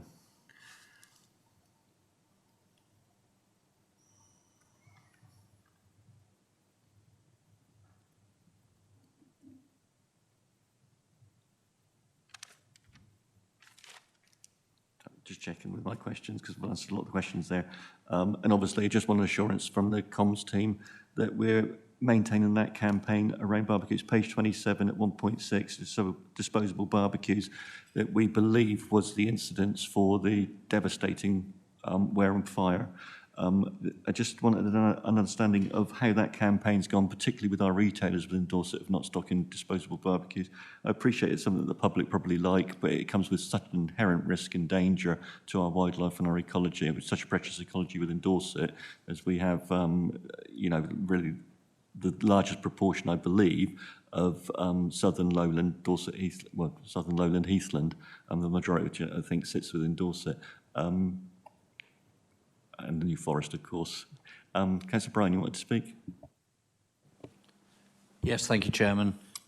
This is a subject very close to my heart, as most of you are aware. The Litter-Free Dorset team have worked very hard on trying to restrict the sale of barbecues within the local area, and we had a certain amount of success. That campaign will carry on this year. I have had meetings with several of the retailers to try and get their support, including the wholesalers, because we can potentially work with the bigger retailers and get them on board where we have heathland issues, but it still doesn't stop the smaller retailers stocking and selling these disposable barbecues. And I think it's the word disposable that is the crunch, because it's how you dispose of them. Turning them upside down, as we know, doesn't actually help, because that will start the fire, not put it out. The cost to the heathland is unbelievably damaging. And Councillor Knocklacey-Clark and I did a tour of the heathland after the big fire the year before last. And this is how this campaign has come about. That campaign will continue. This is a joined up thing between obviously Litter-Free Dorset and the Green Space team, who have the responsibility for trying to deal with this. But we are working so closely with the fire service and the other emergency services, because as we are aware, if we get a fire, then it spreads pretty quickly, causes horrendous damage, not just to the environment, but to the wildlife. And all of this could become irreplaceable. It's our duty to deal with it. So I take this very seriously, and we will continue with it. So thank you, Councillor Brown. My understanding was that we were getting retailers to sign up to not stock disposable barbecues. And just very briefly, is that campaign bearing fruit? Are we successful in that? Chairman, if I might, and sort of spare Councillor Bryan's blushes, in reality, the work that he's done, the letters he's written to retailers has had that effect, and the officer team that have been supporting Councillor Bryan do have the evidence that a number of retailers, in direct response to that campaign, have now ceased to sell those barbecues. We remain vigilant, and Councillor Bryan may wish to say a bit more about the ongoing work, but we will continue that until we're satisfied that we continue to reduce that risk and the sale of those disposable barbecues. Thank you, Mr. Selgren. That's really good news. Thank you. So if we've got...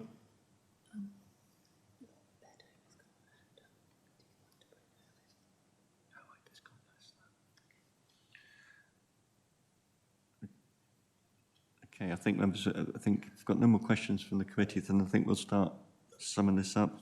So I've got a point I want to make at the end, but the first one's on to run through you is the, I think coming from this committee, if members are minded to approve, is that we support the ASB patrols going forward. We think that's quite important within particularly some of those coastal areas and areas that have quite an extreme nighttime economy. So the next one would be that the comms team ongoing messaging to tourism to respect and look after our environment. I think that's an important aspect of members. Happy to put that forward as well, that the comms team maintain that pressure. Thirdly, the concerns about the river and coastal water pollution, which will be addressed in a future scrutiny meeting, that we acknowledge that. And fourthly, that the committee acknowledges the continuity with BCP and Devon concerning bringing the MAC in-house. And we got an assurance around that. And can I just finally say, Mr. Duggan, sorry to put you on the spot here, but you, and I appreciate either a yes or no answer, you are satisfied with the amount of funding that you've got to bring forward that type of operation?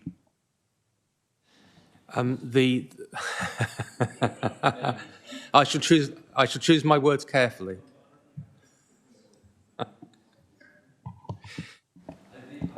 I think certainly from the MAC perspective, which is the two key elements, the MAC and the summer demand group, can be delivered within our existing resources in how we're setting them up from 2023 onwards. So I'm happy with the resourcing available for those two elements.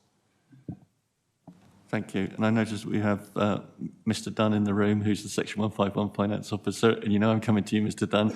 And I would request, possibly I think on behalf of the committee, if I've got no kickback from the committee, that you keep an overarching eye on that to ensure that there is necessary funding as is required for that operation for summer 2023. Thank you. Members, we went through obviously the disastrous COVID period. When the restrictions were lifted, we then saw those numbers of people coming into Dorset tourism, which we welcomed, and it was great, and obviously it helped boost the Dorset economy, but it brought with it significant problems, and our neighbouring authority, BCP, was heavily hit with that. I was very impressed at the times of the way the officers swung into action and the planning that we put around that, and how we managed to mitigate a lot of the problems, and we got better as time went on. We got better. It was back to that learning curve, wasn't it? And I've been really appreciative of what the officers have done, and I know you all have as well. But I think bearing in mind now where we are with this future summer, and we're getting back to what some sort of normality post-COVID is, and assuming that there will be travel going forward, we know that there's various issues around the world that are going on, and we haven't got a crystal ball to know what's going to happen in the future. But I'm suggesting, members, that this is the last report we have on this. And what I would suggest is that at the end of this coming summer, the summer of 23, at some time in the autumn probably, that Mr Duggan comes back with a briefing as to how those summer operations went, and assuming, assumption being the mother of all evils, that we have a good summer, we don't have any issues, then I think we'll probably be in a position that we'll be able to sign this one off. Are members happy with that? Yeah. Yeah, thank you. Mr Duggan, thank you ever so much. And can you please take away from this committee the thanks to your team for all you've done over the last couple of years? It's been quite outstanding, actually, with what you've dealt with. Thank you. Thank you. Okay, members, if members are happy, I'm going to move to agenda item 9, unless anybody is desperate for a comfort break. No? Great. So I'll move to agenda item 9. Sorry, I'm not. Yes, I am. Agenda item 9, HR matters relating to place. The recommendation is for the committee to review the contents of this report, raise any comments as relevant, and decide if any further action is required. Presenting, we have Miss Emma Harris-Cormack from HR, business partner. I think is attending remotely, or is Ms. Cormack? Ms. Cormack's here. Hello, Ms. Cormack. Welcome to Scrutiny. And it's all right, we are quite friendly, it's okay. And the portfolio holder is Councillor Haynes, and I believe Mr. Sarogin is going to be in support. Sorry. Thank you, Chairman. So the HR function sits for managerial purposes within Aidan's Corporate Development Directorate, so that's why you've got him as well. But of course, we're talking about the Place Director Services, so that's why you've got me. So I suspect you might get a combination of Aidan and myself. Chairman, you've been very kind. Just so I may say,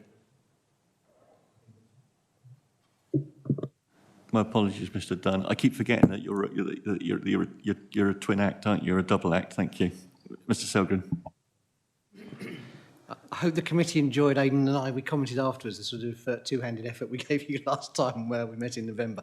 Just to say, you very kindly introduced Emma. She's our business partner for HR. She's a relatively new entrant to local government. She brings a massive amount of HR experience to Dorset Council, and certainly we've had great pleasure in working with her. And I know, but as you've said, Chairman, do be generous because this is the first time Emma's addressed a committee in this way. So she'll do an excellent job, we know, but we just need to recognise that some of our procedures may be a little unfamiliar to her. Thank you, Mr. Selgren. And we are a very, very civilised chamber, as you know. So welcome, Miss Harris-Cormack. Welcome to it. So over to you. Thank you. Thank you, Chairman, and thank you, John, for the introduction. So in response to your request for more specific information around the HR statistics in the Place Directorate, I've provided an overview of the key workforce data for the committee to consider. The aim of the paper is to highlight the current workforce issues and set out the plans and interventions being taken forward to ensure that we have the resources required to deliver the diverse range of services within the Directorate. The information is contained within the report, and I'm happy to take any questions. Thank you, Ms. Harris-McCormack. So, do I have any questions from non-committee members? Councillor Fry. Thank you, Chair. The turnover of staff does concern me greatly, and there's one particular role that I would like to identify, and Councillor Roberts will be with me. I sit on the farms panel there, and we have gone over a significant turnover of staff in the time. The first person was appointed just before lockdown. She started 2 weeks before lockdown. She then left in February 22. The next one was appointed but left in September 22. The next one was appointed temporarily and left in January 23. There's 2 more appointed until the proper one comes in April 23. Now, this is a significant role within the organisation, managing a large county farms panel estate. And I don't believe that we are competitive in the pay in that particular role because it's a challenging role and there's lots of demands. And I wonder if that's the same across the whole of some of our estates, that because we're a public sector body, our pay is restricted a little bit and we can't offer competitive roles to get the right quality people in many of these jobs. Chairman, if I might, and I'm going to hand to sorry, because the other person I didn't introduce, that's very remiss of me, and I do apologise, Chris. Chris Matthews, of course, is our head of service for HR and OD.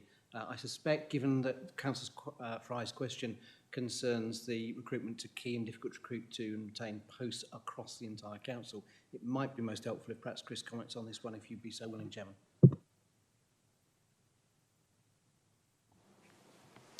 Thank you, Chairman, and thank you, John. Pay is an issue for all local authorities at the moment, particularly when we are competing with the private sector. Dorset Council recognises the national pay spine that's agreed that determines the salaries that we provide, and we match our pay and grading structure to that national pay spine, and we align our pay increases to that national pay spine. So to an extent, we are restricted in how competitive we can be. However, we do have within the council what we call a labour market adjustment scheme that provides us with the ability to increase salaries to ensure they are competitive where there is clear evidence of the council's difficulty in recruiting and retaining employees with particular skills within the workforce. So we do have the capability within our pay policies to be able to better reflect and match the private sector in particular when we are competing for those types of roles. The particular example that you provided, Councillor Fry, is one that we can take away and explore.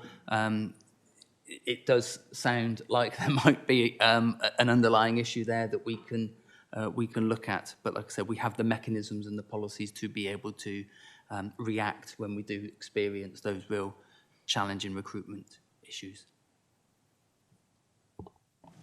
Thank you, Mr Matthews, and welcome to the Scrutiny Committee as well. Mr Selgren, did you wish to come back on that? Thank you, Chairman. Just to add a little bit on the flavour in relation to the sort of the place-based matter that Chris has referred to. So I suspect we might, in the part of this discussion, come on to talk about planning as one of the areas which we know is difficult to recruit, and we do indeed compete not only in the local government market, but of course with the commercial market in that. And of course the example that Councillor Fry gives is a good example of that case. We have valuers and people working in our property and assets team who have similar and parallel roles in the private sector. Exactly as Chris has said, we do look at those. We've got ways of considering market forces in relation to our remuneration. I think probably not appropriate to comment on the specific case that Councillor Fry has raised this morning, but I would echo Chris's offer that we will very happily pick that one up outside the meeting. Thank you. Councillor Fry, are you satisfied with the answer? Yes, I'm satisfied with that. I'm clearly aware of the issues around planning officers as well, but I would welcome a review into some of these, whether there could be a review into these key turnover posts where there is significant turnover, so that we can attract the right staff and retain them in this great county here. We have a lot of good staff working for this, and we want to make sure we do hang on to them in these challenging times. Thank you. I welcome an update in due course. Thank you, Councillor Fry. Yeah, I think it's recognised that local government authorities are struggling with some of those key positions to fill those posts nationally. We have a national shortage. We appreciate that and note that. Thank you. Do we have any other more questions from members of the committee? Councillor Took. Thanks, Chair. Really a follow-on from Councillor Fry's question, but focused a little bit more on some of the more mundane jobs. One of the problems my residents face continually, and I'm sure everybody's residents face, is getting the bins emptied. And we have a number of missed collections that are caused because, and reputedly, we are short of drivers. It's drivers particularly that is the problem. Is it possible to find out how short we are? What's the complement that we would expect to have? How many do we have? Therefore, how many are we short? And does this ability to upgrade in response to shortages also relate to people in the less professional jobs? Not less skilled, because driving these vehicles is a very difficult and complex task, and especially with the in-cab technology that they have these days as well. So, but they are historically lower paid than valuers and lawyers and all the rest of the very professional people. So what the complement is of these LGV drivers, and how far short are we? Or are we up to scratch now? Would that be nice? Thank you. Thank you for the question. So we have had previously difficulty in recruiting drivers. We have introduced a recruitment and retention scheme, and that's to incentivise drivers to stay with the council. So they remain with us. If they remain with us, they get a bonus after 2 years, and that has been successful over the last 12 months. I haven't got any specific data on that due to the timescale. We have just extended that another 12 months. So we're hoping that that will continue to aid our recruitment and retention of drivers.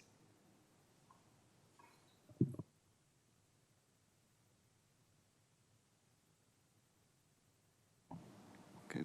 Councillor Brown, you wish to make a comment at this point? Yes, thank you, Chairman. Whilst fleet comes under me, obviously the drivers don't. They come under the individual departments.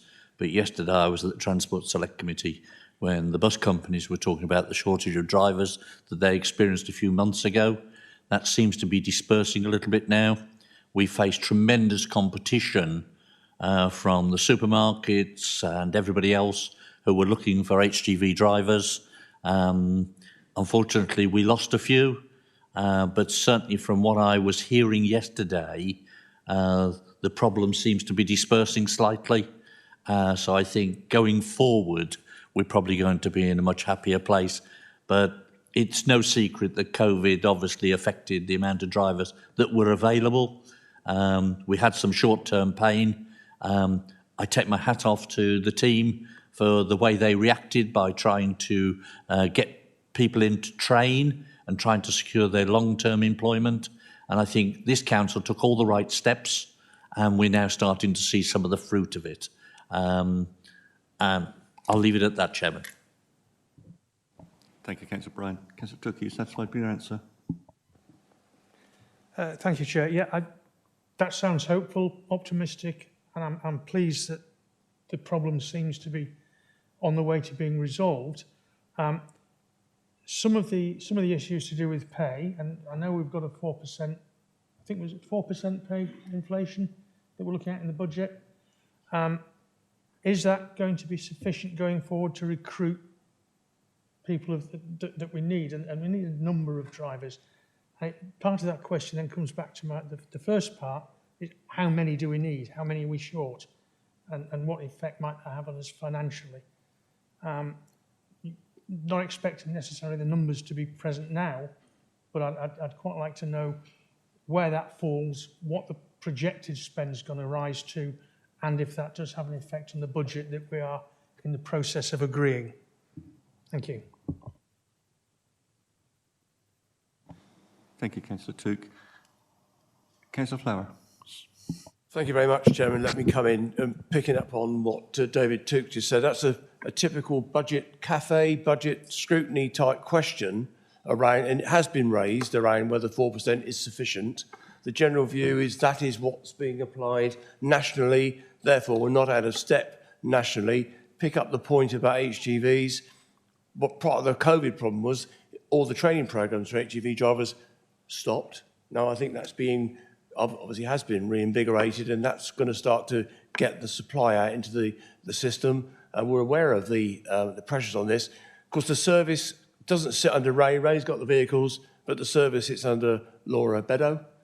And I think it's something you might want to take away as a committee. And I think we've already answered the question both during the cafes in your committee, a scrutiny committee, and indeed cabinet on Monday of this week around was 4% adequate. And we had an answer from Gary and Aidan, and I think the general consensus is it is. So I think we just need to be careful that we don't drift into what is effectively a discussion around a budget when we've already been there. Thank you, Councillor Flower. I don't think it hurts to air these things in public, but I take your point. Thank you. You satisfied that, Councillor Took? Yeah, thank you, Chair, and thank you, Councillor Flower. I appreciate we've discussed inflation and wage inflation. My concern was specifically around that small area of certain place employees, particularly HGV, LGV drivers, and to ensure that we retain and recruit them properly. And I think the answer we've had in terms of the bonuses is quite reassuring, but it's something I think we need to really keep an eye on, and I'm sure the officers are. Thank you. Thank you, Councillor Took. I think I've got the portfolio holder, Councillor Haynes, wishes to make a comment at this point. Thank you, Chairman. I'm sorry I couldn't be with you. I only came back from abroad last night and my car is dead. So I'm waiting for a man to come and take it away and sort it out.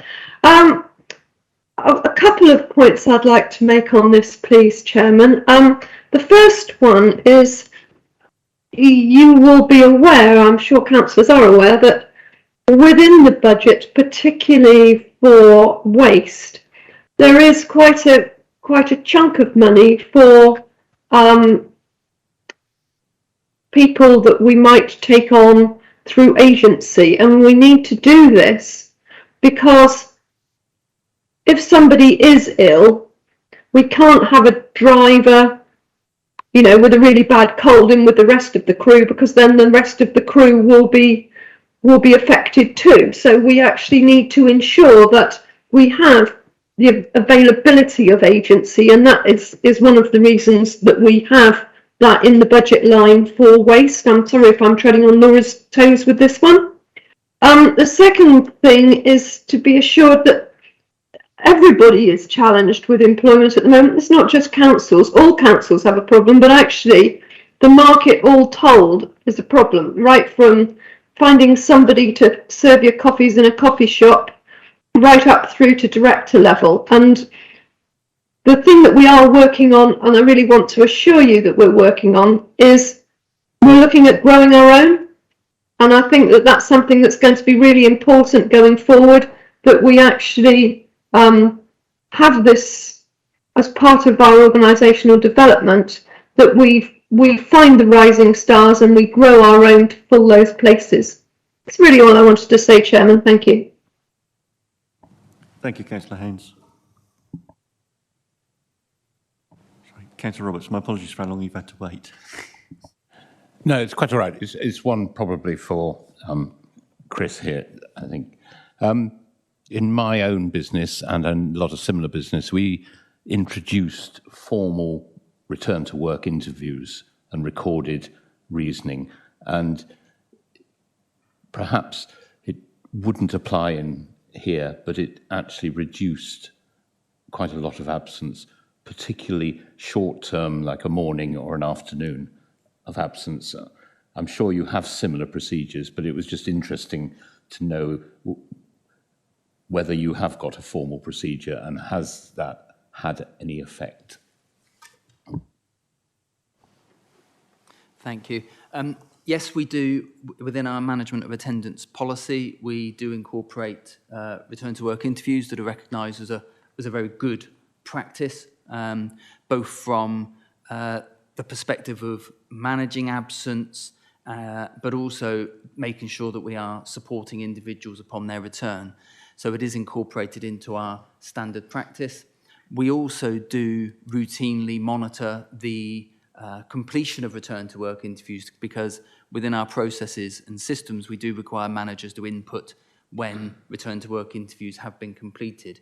And within the Place Directorate at the moment, we are currently running at a completion rate of 85%, or roughly 85% that are completed, and the 15% that are not completed may, of course, just not have been entered rather than not completed. So it is a practice, it is established, it does work. Thank you, Councillor Roberts. Mr Selgren, did you wish to make a comment? I think I bypassed you. I do apologise. Chairman, I think perhaps the moment has passed. I would have added a little bit more on the operational side of the points that Councillor Haynes made about how we're doing some of those issues of waste. But I'd only do that if the committee wished. But otherwise, you may feel the moment is passed, in which case I'll withdraw. Okay, thank you. Okay, Councillor Andrews. Yeah, my point is on succession planning, because the workforce in place is quite more than half of them are over 50, and kind of like those staff tend to retire early as well.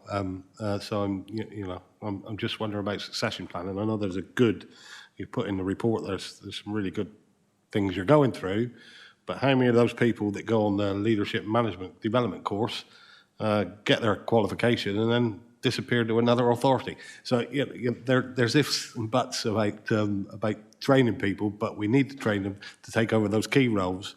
Not that all those key roles are very senior roles, for senior people, in age group I'm talking about. But I'm just concerned about that succession planning and making sure that we keep the right staff at the right jobs, because I know we lost a lot of experience when we went to Unitary, and I'm concerned that we don't lose those staff again. That was mine. Okay, yeah, and if I could just add to that, according to the report, 55% of our staff are over 50. So I've written down myself that there is a concern around they're so close to retirement age in terms of recruiting new staff and younger staff.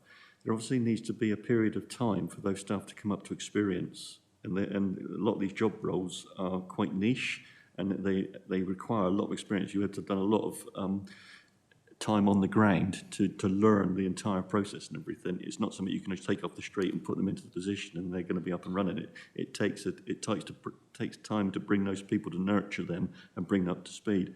And a 55% staff over 50, that's a concern. Surely that's a concern. I just wondered what the officer's view on that was. And I agree with my colleague.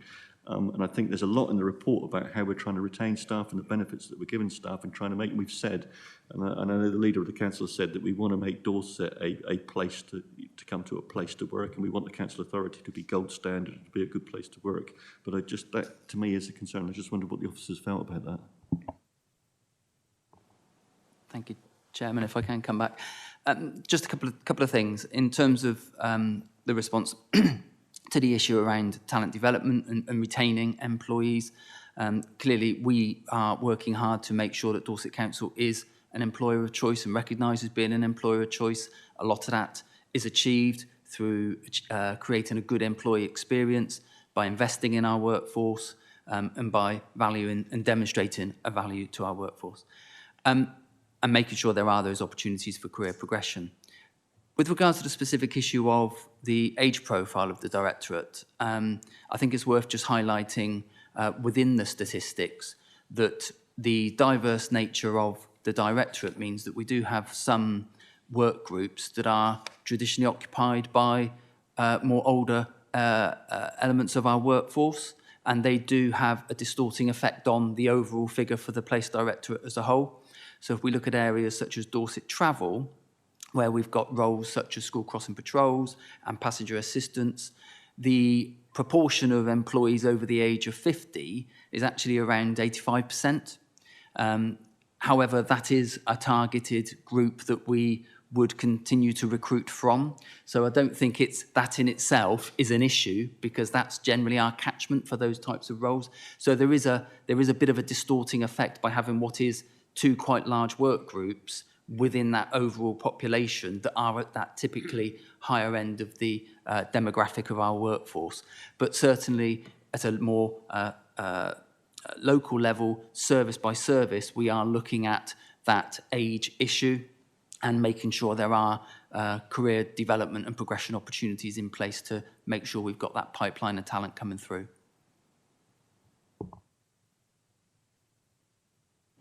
Thank you, Mr. Matthews. Thank you. I'm not sure who was first. I'll take Councillor Roberts first, then Councillor Shortell.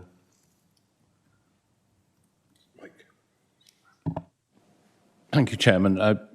Probably a rather more specialised one.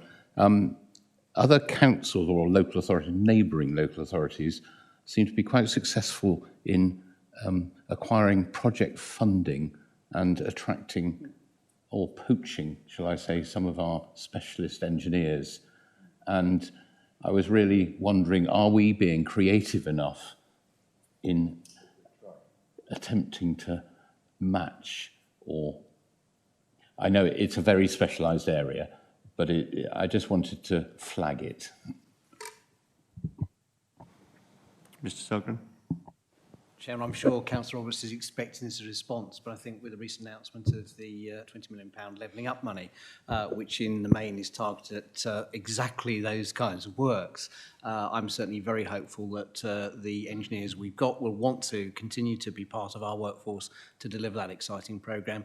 But equally well, it may help us bring in part, as you know, Councillor Roberts, the relationship that we have, sorry, through the Chair, Councillor Roberts, the arrangement that we have with BCP as the neighbouring council to share some of those resources also means, I think, that we do get a good share of the engineering expertise that's around. But certainly I do know, because I've taken some soundings, that our engineering team are very excited by what we're going to do in Weymouth very soon. Thank you. Councillor Roberts, do you wish to come back, or you're happy? Thank you. Thank you. Councillor Shortell. Thank you, Chairman. Of course, one good way of attracting new personnel is through the apprenticeship scheme. I know that we are focusing a lot on apprenticeships within the council, and I was just wondering if we could build on that and develop it more, and perhaps have better facilities in order to perhaps train, as Councillor Haynes has said, to self-grow personnel into specialised roles such as drivers and what have you through the apprenticeship scheme. Do we have that facility and that development to facilitate that? Thank you. Thank you, Councillor Shortell. And just before I go to the officers to answer that, I'm going to bolt something onto that as well.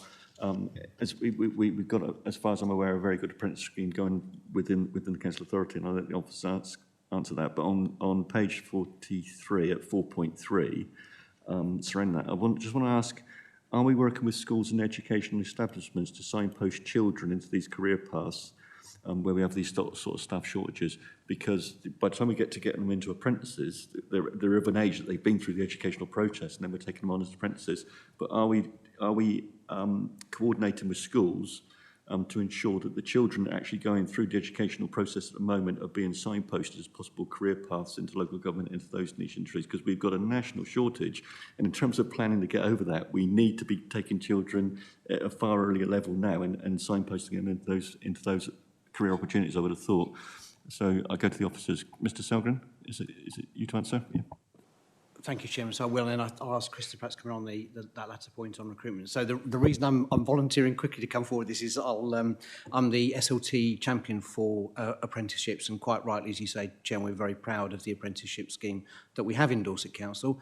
But as ever, it's always something we want to continue to expand. And Chris may say a little bit more about the detail, but we do have apprenticeships right across the organisation.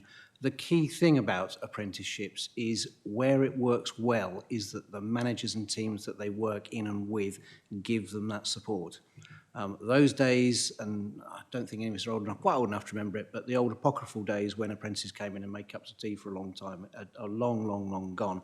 I think we would invite Chris, any members who would like to come alongside and shadow some of our excellent apprentices and the work we're doing to help you understand what an apprenticeship looks like and feels like in a modern, forward-thinking council, then we would like to extend that offer to you. But I say, as you can... Sorry, Chairman.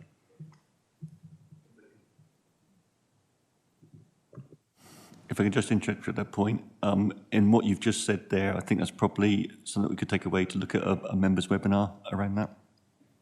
Yeah, okay. Obviously, Chairman, with Councillor Haynes' support, which I'm sure we would have, we would be very pleased to do that. On your just picking up your specific points, so there's an important issue that you raised about care leavers, young people in our sport transition from childhood into adulthood, and again the council takes that responsibility very seriously indeed. And indeed, Chris might want to say a bit more about this. Those children and young people for whom the council has a responsibility as corporate parent, which I think is some of the question that you're taking us into, does remain a particular focus. And if my colleague Teresa Levy was here this morning, she would be talking about that at some length. But that's perhaps the point, if you're willing, I could hand over to Chris to add some of the detail. No, I don't think there was, obviously didn't make myself clear in terms of the questioning. The questioning was about, are we engaging with schools and education establishments with those children that are going through the educational process at the moment to signpost them to careers within local government, to those niche aspects of local government, such as planning and such like, where we've got a national shortage in it. So obviously didn't make myself clear. It was getting to children at a much younger age to signpost them into those career paths, because if we wait until they're at an age where they're at an apprentice level, it's too long. We need to be getting in there much quicker, in my view. And also, obviously, particularly within Dorset, is giving those children that morale boost that are going through school, because children within this county are going through their school process at the moment, and they have no guarantees or assurance they're actually going to remain within this county living, because they can't afford to get onto the housing ladder. They don't feel that they've got the job opportunities there, and that's why we're leaching so many children out of this county a year, between 30 and 40%, which is disastrous for a council authority such as ours. So, the officers, thank you. Thank you. Yes, if I can just touch very briefly back onto the apprenticeship issue. The government have set a target for employers to have at least 2.3% of their workforce covered by apprenticeships. Dorset Council has set its ambition much higher and has set a threshold of 5% that it's trying to achieve. And it's really encouraging to report that we are on track to achieve that very soon, and we are currently around over the 4% mark, so we're heading in the right direction and way in excess of that national benchmark or expectation. From a school leavers perspective, it's fair to say that that connection with schools has been a bit of a gap for Dorset Council since Dorset Council has been formed. But within the last 6 months, we have recruited a specific recruitment and attraction consultant within the HR service who's got a primary focus of working really closely with managers to ensure that, particularly in those hard to recruit jobs, we're making sure that we are marketing ourselves and branding ourselves correctly, and getting our recruitment right to try and stand the best chance of getting people into the council. But there's also a responsibility for that role to increase its working with local schools. Retaining young people in Dorset is recognised as something we want to achieve. It's good for our economy, and it's good for those young people in Dorset to know that they can have a future within the county. So it's absolutely something within that role we're building in as an expectation and responsibility to ensure that we do increase our profile across local schools. No, thank you for that, Mr. Matthews. And as I've got Mr. Dunn in the room, there is sufficient funding around that to enable that to come through. Yes. Yeah, in terms of, good afternoon, Aidan Dunn, I'm the Executive Director for Corporate Development. In terms of apprenticeship funding, one of the government mechanisms is the apprenticeship levy, where we have to set aside a certain proportion of our payroll to fund the apprenticeships. And we either use that money or lose it. So that's very much part of the emphasis on recruiting apprenticeships, as Chris has outlined. And secondly, that sense, the importance of that post of having a specialist for attraction and retention. It's an investment that we're making as a council for these very issues that you're describing here. It's something we need to bring an absolute focus on. So both aspects are resourced, yes. Thank you. I've got portfolio holder Councillor Haynes, and then the leader Councillor Flower after that. Thank you, Chairman. I did want to come back on this because this is an area that I have been discussing with Deb Smart, who heads up currently our operation and development. And the thing about careers advice is that it does tend to be all about the main things and not all those small and interesting jobs that are available. And we have been discussing how we might engage better with our local schools to explain actually all the vast plethora of jobs that are available within the council. And I think it's really important that we do more promotion on that line, so that young people understand that the council is not just about, to be quite frank, pen pushers, because I'm sure that that is the view of the majority of children in school, and that it's about a whole raft of very interesting jobs that we can provide locally. So that's some work in progress, and I just wanted you to be aware that we were working on that, Chairman. Thank you, Councillor Haynes. I appreciate it. Thank you. Councillor Flower. Thank you very much, Chairman. Well, Jill's covered some of the points I was going to make, really. And I'm really pleased to hear what Chris has said and what she said about that connection with schools, because so often there's a real disconnect between schools and the world of work. And the idea that everyone needs to get a degree, well, they don't. And I think there needs to be an emphasis placed on the value of apprenticeships.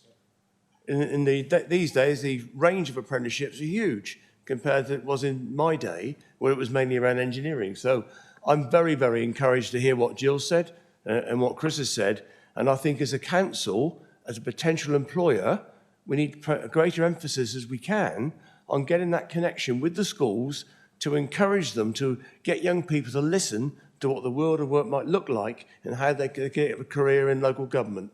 Thank you, Chairman. Thank you, Councillor Farron. Thank you, Councillor Haynes. Yeah, and I feel more assurance as the chair of this committee that we're doing that work with the schools as well as not just the apprenticeships. It's really good. Councillor Shortell, after what you've heard, are you satisfied? Do you wish to come back? If you indulge with me slightly, I just want to reflect on the experiences of my son, who was at Bournemouth and Poole Technical College, was interviewed by a representative of a precision engineering company in Verwood, who visited the college and had a word with a few people. And it was through that he actually was taken on as an apprentice in Verwood at this precision engineering company. Now, throughout his apprenticeship, he was very well founded in his instruction and learnt his skill very well. And at the end of his apprenticeship, he was offered a full-time position. He's still there. That's 15 years later. And so he's been retained purely because he was captured within the college by a representative of the company who convinced him that, in fact, his future was with that particular company in Verwood, and that's been proved the case. And I think to have a representative from the council actually visiting the schools or technical colleges to actually interview potential people in person might be an idea to actually recruit the right kind of people and to retain them. Thank you, Chairman. Thank you, Councillor Shortell. I was only going to keep on talking while I was writing, I was hoping. Does the officers wish to make any other comment at this point? Mr. Selgren. Chairman, I did want to add one, and to me it's very important as the Executive Director. It's a great privilege to hold this job, but the reality is that the success of this council is what's achieved by the frontline staff. I think members have said on so many occasions about all the good work that was done by officers throughout the COVID pandemic, and I'm very proud that we kept all of our frontline services going, subject to the government restrictions that are in place, and continue to provide the community of Dorset with some of the best services that local government can offer. What I think, and again, there's been a little bit of reporting in the media about this particular report this morning, which of course tends to focus on the negative end. It tends to focus on some of the challenges of recruitment intention and some of the challenges of sickness absence. I hope members of the committee are reassured by the account that Chris and Emma have given about the very considerable work that does go in to ensuring that day in, day out, the people of Dorset do receive the quality of service they do, by the fact that our teams are out there delivering those services in the community.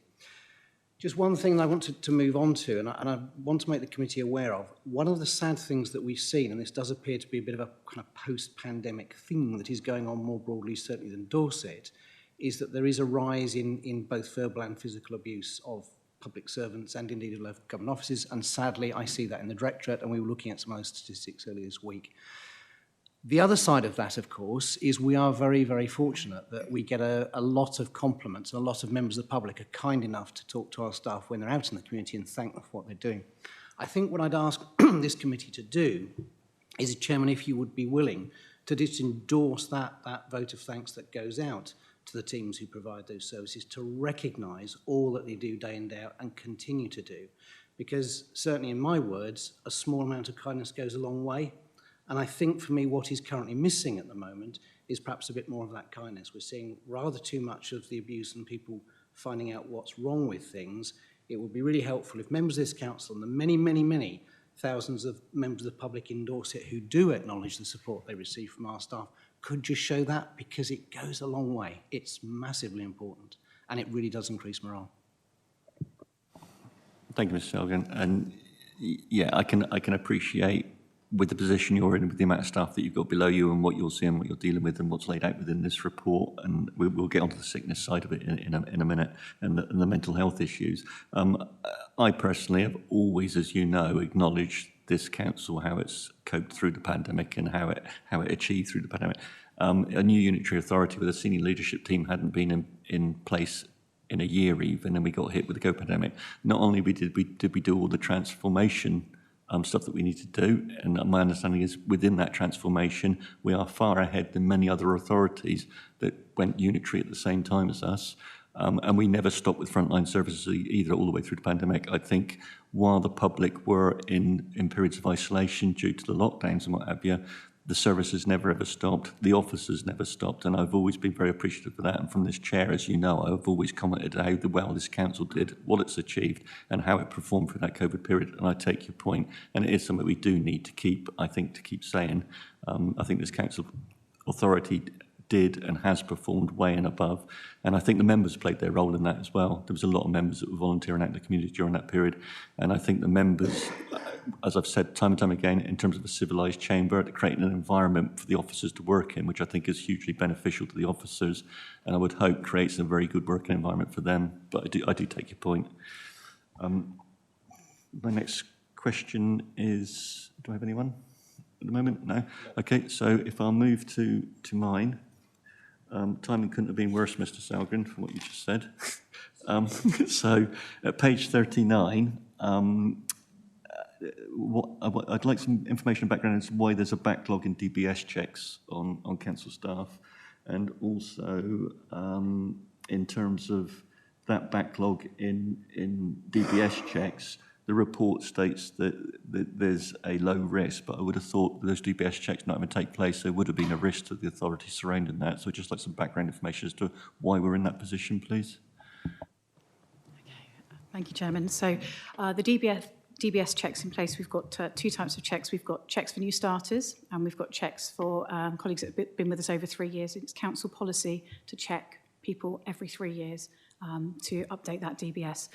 The new starters, the actual reason for the number we're seeing at the moment for them outstanding is an intake of apprentices, interestingly, and it was decided that those apprentices, once they'd started, and the very nature of the change in their role, as they're seeing different parts of the role going through, that actually they will need a DBS check. So we are currently going through that process. There is a risk assessment. If anybody does join the council without a DBS in place, there is a thorough risk assessment that takes place. And even though we have that risk assessment in place, they will not come into contact with children or any vulnerable adults. With regard to the over 3 years, I've been working with the separate teams. The issue sort of sits within teams, and there are a couple of issues, one of them being, for example, that people have left the council, but the leavers form hasn't been completed in DES. So actually they're not officially outstanding, so we're working to get those leavers forms completed. There was, in a couple of cases, a bit of a knowledge gap, and in a couple of cases, unfortunately, they had been missed. So we have been coaching and working with those colleagues to update their knowledge of the process. Okay. Thank you, Ms. Harris-Cormack. So basically, we were on top of the situation then. Okay, thank you.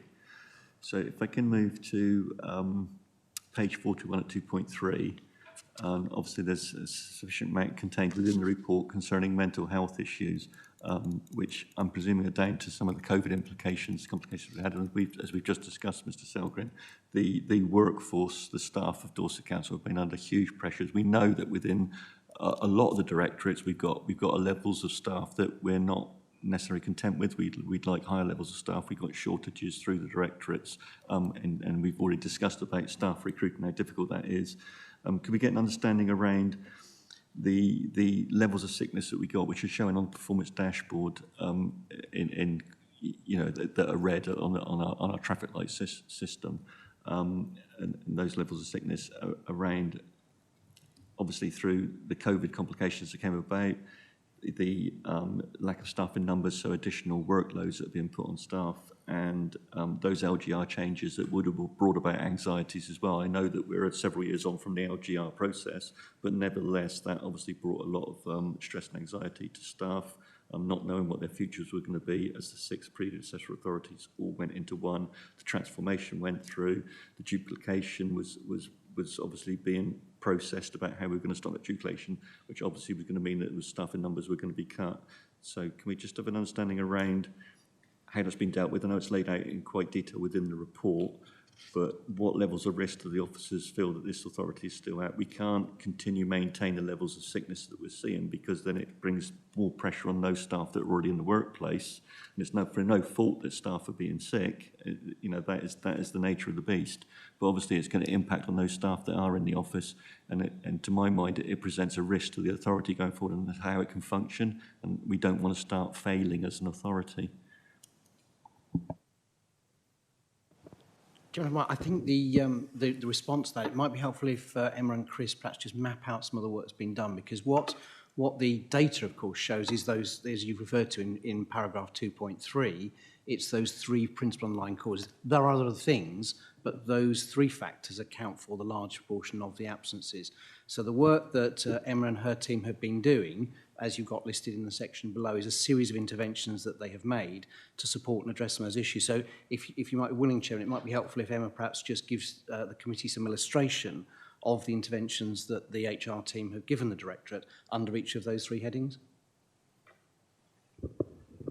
Okay. Thank you, John. Thank you, Chairman.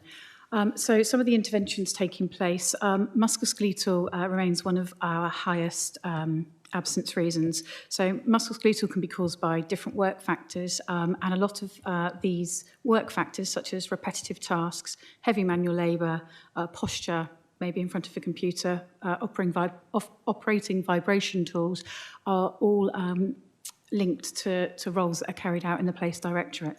So one of the things that we have been working to do is work in collaboration with our health and safety colleagues to carry out manual handling training to just make sure that people are aware of the risks and they are carrying out safe systems of work when they are carrying out these tasks.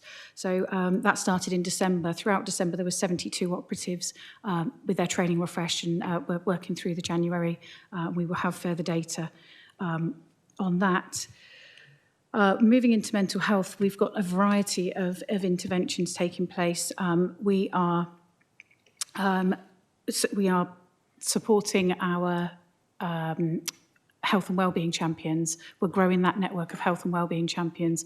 They are out in our teams working with them as a peer, and they are there to give information, support and signpost people that are perhaps in crisis or suffering from mental health and just need that support and know the right place to go to.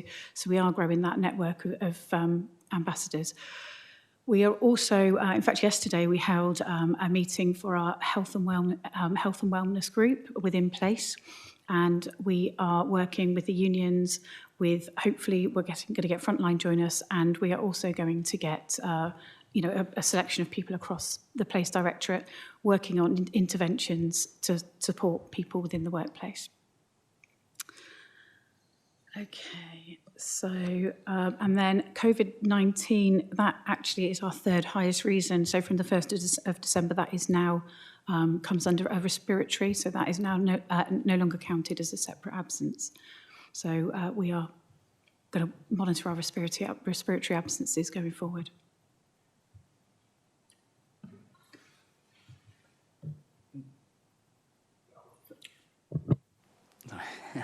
Thank you, Chairman. Just to extend a little bit on what Emma has just said there with regards particularly the mental health support that we are providing. As a local authority, we have a very strong employee wellbeing offer for our employees that includes a close working arrangement with Steps to Wellbeing. So we've got quick access through to the Steps to Wellbeing programme run by the NHS, a lot quicker than going through your GP, and we have other counselling services available for employees that may be experiencing mental health issues. We're also placing a heavy emphasis on the more proactive end of trying to support good mental health within the workforce. So rather than focus on those crisis management elements of it, dealing once we've got a problem, trying to encourage employees to take greater responsibility for their own mental health and think about how they can improve their own mental health. One of the most important things, and I think you've hit on it as well, is making sure that we're listening to people with regards to the mental health struggles that they maybe have. It's not all going to be work-related, but certainly where there are work-related mental health issues, particularly where they may be informed or influenced by resourcing, it's important we've got avenues for employees to raise their concerns and talk openly about those issues. So I think, as Emma has described, the creation of that network of contacts within the directorate is a strength, and the continuing growth and of that wellbeing board within the directorate is going to continue to help us in that space. And I think you've touched on something that I've spoken with Mrs. Selgren that we've discussed within this committee before, and that was that officer-to-death ratio and officers working in environments within their own private domestic dwellings, which probably aren't suitable. You know my concerns over this in terms of the HR policy and that officer-to-death ratio, and you know my concerns have been over that for a long, long time, that we could be storing up significant issues 2 or 3 years down the line. I'll leave that there because we don't need to debate that at this time, but I would just like it on record again. Did you want to come back, Mr. Selgren? I got Councillor Roberts who wants to come in, but I'm happy for you to come back first. Help if we asked, if you asked Emma, she's done a little bit more about the work that we do. Chris made reference to sounding. We're very, we go to considerable lengths to listen carefully to our staff. You just perhaps enable Emma to say a little bit more about what we do in the directorate, because what that information usefully does is it adds a level of detail to the headline statistics that you see in the performance dashboard, which is much more qualitative in its nature. And it is that information, I think, that gives us a better understanding of how we need to respond to some of those needs and challenges. Yeah, thank you, John. Thank you, Chairman. Some of the work we're undertaking is we're trying to inject the human element into any interaction with our employees. So, as was mentioned earlier, it's about the return to work and those robust conversations. So we are aware then of the issues, so the manager is aware of the issues. We're doing a lot of work around the Hive survey. We didn't have a great response rate the last Hive survey that we in 2022. So we're putting some considerable work in sort of changing the way we do things, looking at our hard to reach colleagues, how we're going to reach them, and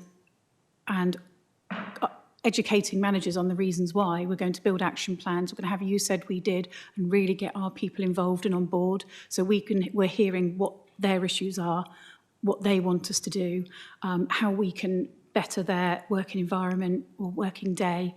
And we're hearing it from them. We'll put those improvements in place rather than what we think the improvements should be. So you're comfortable you've got a good two-way conversation going on?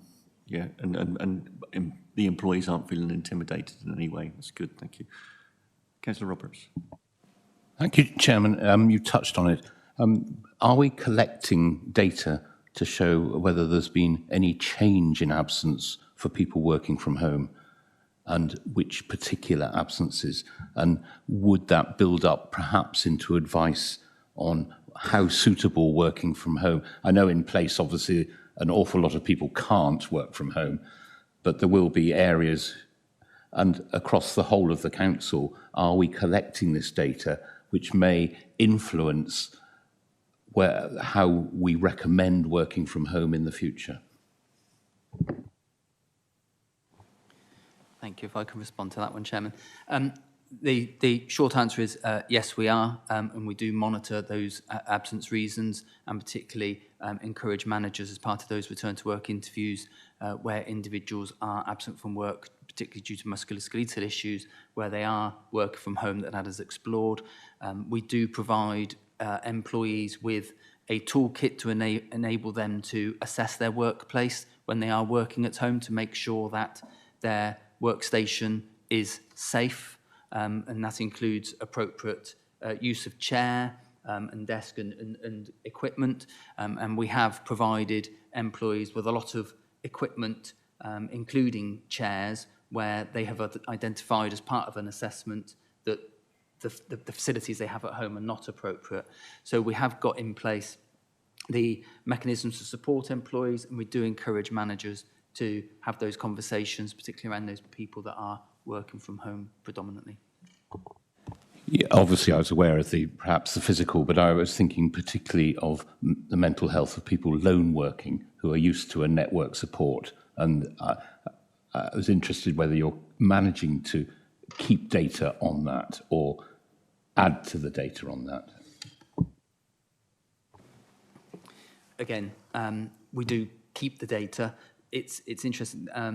Nationally, I think there is a growing evidence base and data around the impact of lone working and trying to ensure that people are connected in their workplace, even if they are working remotely, is a key element of that. So we are monitoring. We are also just about to commence a review of the Dorset Workplace Principles, which we established during the early part of COVID, which is around how we work as an organisation, providing employees with greater choice about how and where they work. And we are looking at starting a review process, looking at that, and certainly that connectivity element of it will feed into that because it is important. Thank you. Thank you, Councillor Roberts. Thank you, Mr. Matthews. Actually, another question. Councillor Tuck, I'll come to you in a minute. In terms, it's an excellent report, and in terms of what you've put in place and what you've told us and how we're trying to manage the well-being of our staff within Dorset Council Authority is excellent. Just got a question around, is the same sort of access open to members? It may seem a strange question, okay, but we do know that we've had members that have suffered through the COVID period as well. And the reason I'm asking the question is that the members are elected by the electorate of Dorset to make the democratic decisions on their behalf. And so the members' mental well-being needs to be in a good place as well. I'm just curious to know what route there is for members within the council authority who need that support and need that help as well. Thank you, Chairman. It's my understanding that Hayley Caves in the Democratic Services team has been working closely with our employee wellbeing team to actually extend the offer that is in place for employees to councillors, and that should be in place now. So my understanding is that that wellbeing offer is now available to councillors to access. Thank you. I remember when we were through COVID period, we had some discussions around that. I think it was in a couple of the webinars, and I just wasn't sure how far we'd progressed that. It doesn't appear within the report, not that I could see anyway, and I just wondered where we were with that, but that was good to hear. You want to come back on that, Councillor Andrews? Yeah, thank you, Chair. My was on a similar vein was the keyboard assessment when you're at home, because when we were at home during COVID, I did try and kind of like go through the process of doing it myself, but I didn't get any help on a new chair for my desk, for my kitchen table, whatever. But I didn't know whether I could or not. I did ask one or two questions, and nobody seemed to know the answer. But you know, members working from home, which we do a lot anyway, you know. But sitting at your kitchen table for 3 or 4 hours on a Teams meeting wasn't much fun, you know. It's anyway. There we go. Thank you, Chairman. Can I just take that away as an action, and I will speak to colleagues within the health and safety team that sits within the HR function to make sure they work with Democratic Services to make sure there's a clear offer there to councillors, because I think it is important. Thank you, Mr. Matthews. I'll come back to you to tidy that up when we do the workshop. Councillor Took. Thank you, Chair. Paragraph 6.4, you referenced the Thrive app, which is an easily available, downloadable app to help people's mental well-being, CBT, and all sorts of meditation, calm breathing, self-suggestion. That's great. Do we have any idea as to the take-up of that? Because, of course, people can take this up on their own phones rather than necessarily telling their managers. So it's got to be difficult to actually work out who's taking advantage of that.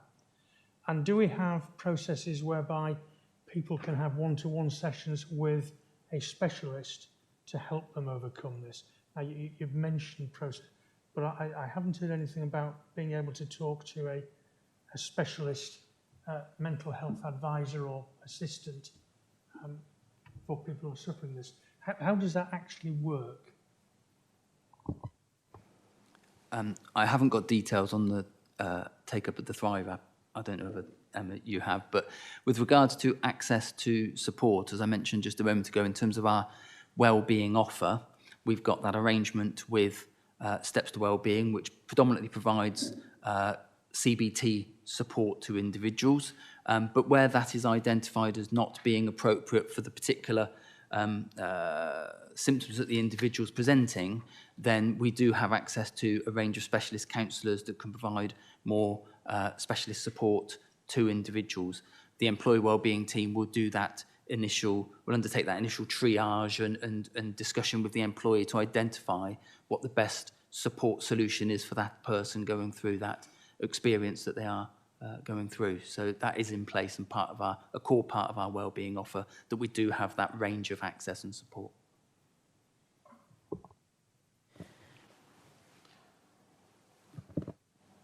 Thank you. I think that's pretty much what I wanted to hear. Mental health is very important for talking to the converted here.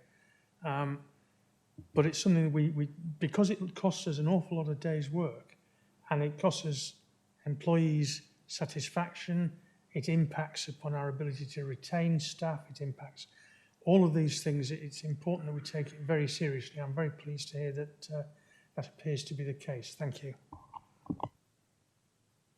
Thank you, Councillor Took. We're 6 minutes off of the 3-hour deadline. I always go over, as you know, because scrutiny takes as long as it takes. So I'm going to be asking for someone to propose that we continue with the meeting, and a seconder for that. So, Councillor Took, thank you. Could I have a seconder? Thank you, Councillor Shortell. All members in favour? I hope. Thank you. I know some of you through gritted teeth, but we've got it. We're nearly there. We've got a few more items, but it's been well worthwhile. We're gonna do the summing up now, and then I'm gonna do a 10-minute comfort break. Okay. Yeah, I know. So, Councillor Bryan.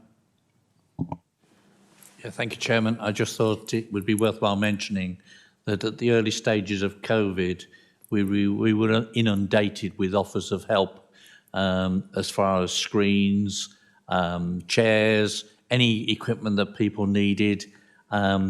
It might be worthwhile asking Democratic Services if they'd send out what is available to members, because I take on board Councillor Andrews' comment. If he's working at the kitchen table, that's not the best for his back, that's for certain. And there are facilities available. I did question whether we're going to collect them all back in, but I'm not sure that we're able to at the moment, because we're still working from home. But those offers were made in abundance. So I suggest that as part of this, you may ask Democratic Services to send out what is available again.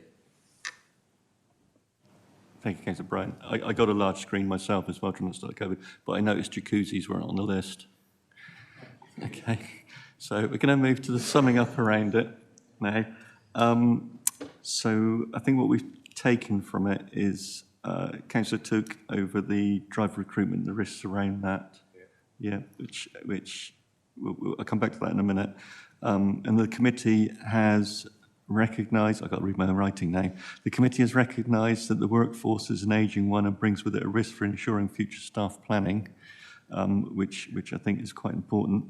The report on apprenticeships in the Dorset, to come back with a report on apprenticeships in Dorset Council on the success rate, the numbers and the retention, and how work with schools capturing children at an early age for signposting career paths into local government, that we acknowledge that and recognise that, and it would be nice if that came back at a later date as well.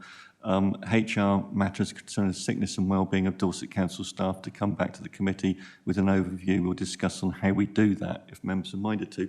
We're not going to resolve the sickness issue that we got within the council authority overnight. This is going to be an ongoing trend, and it's going to be over a period of time.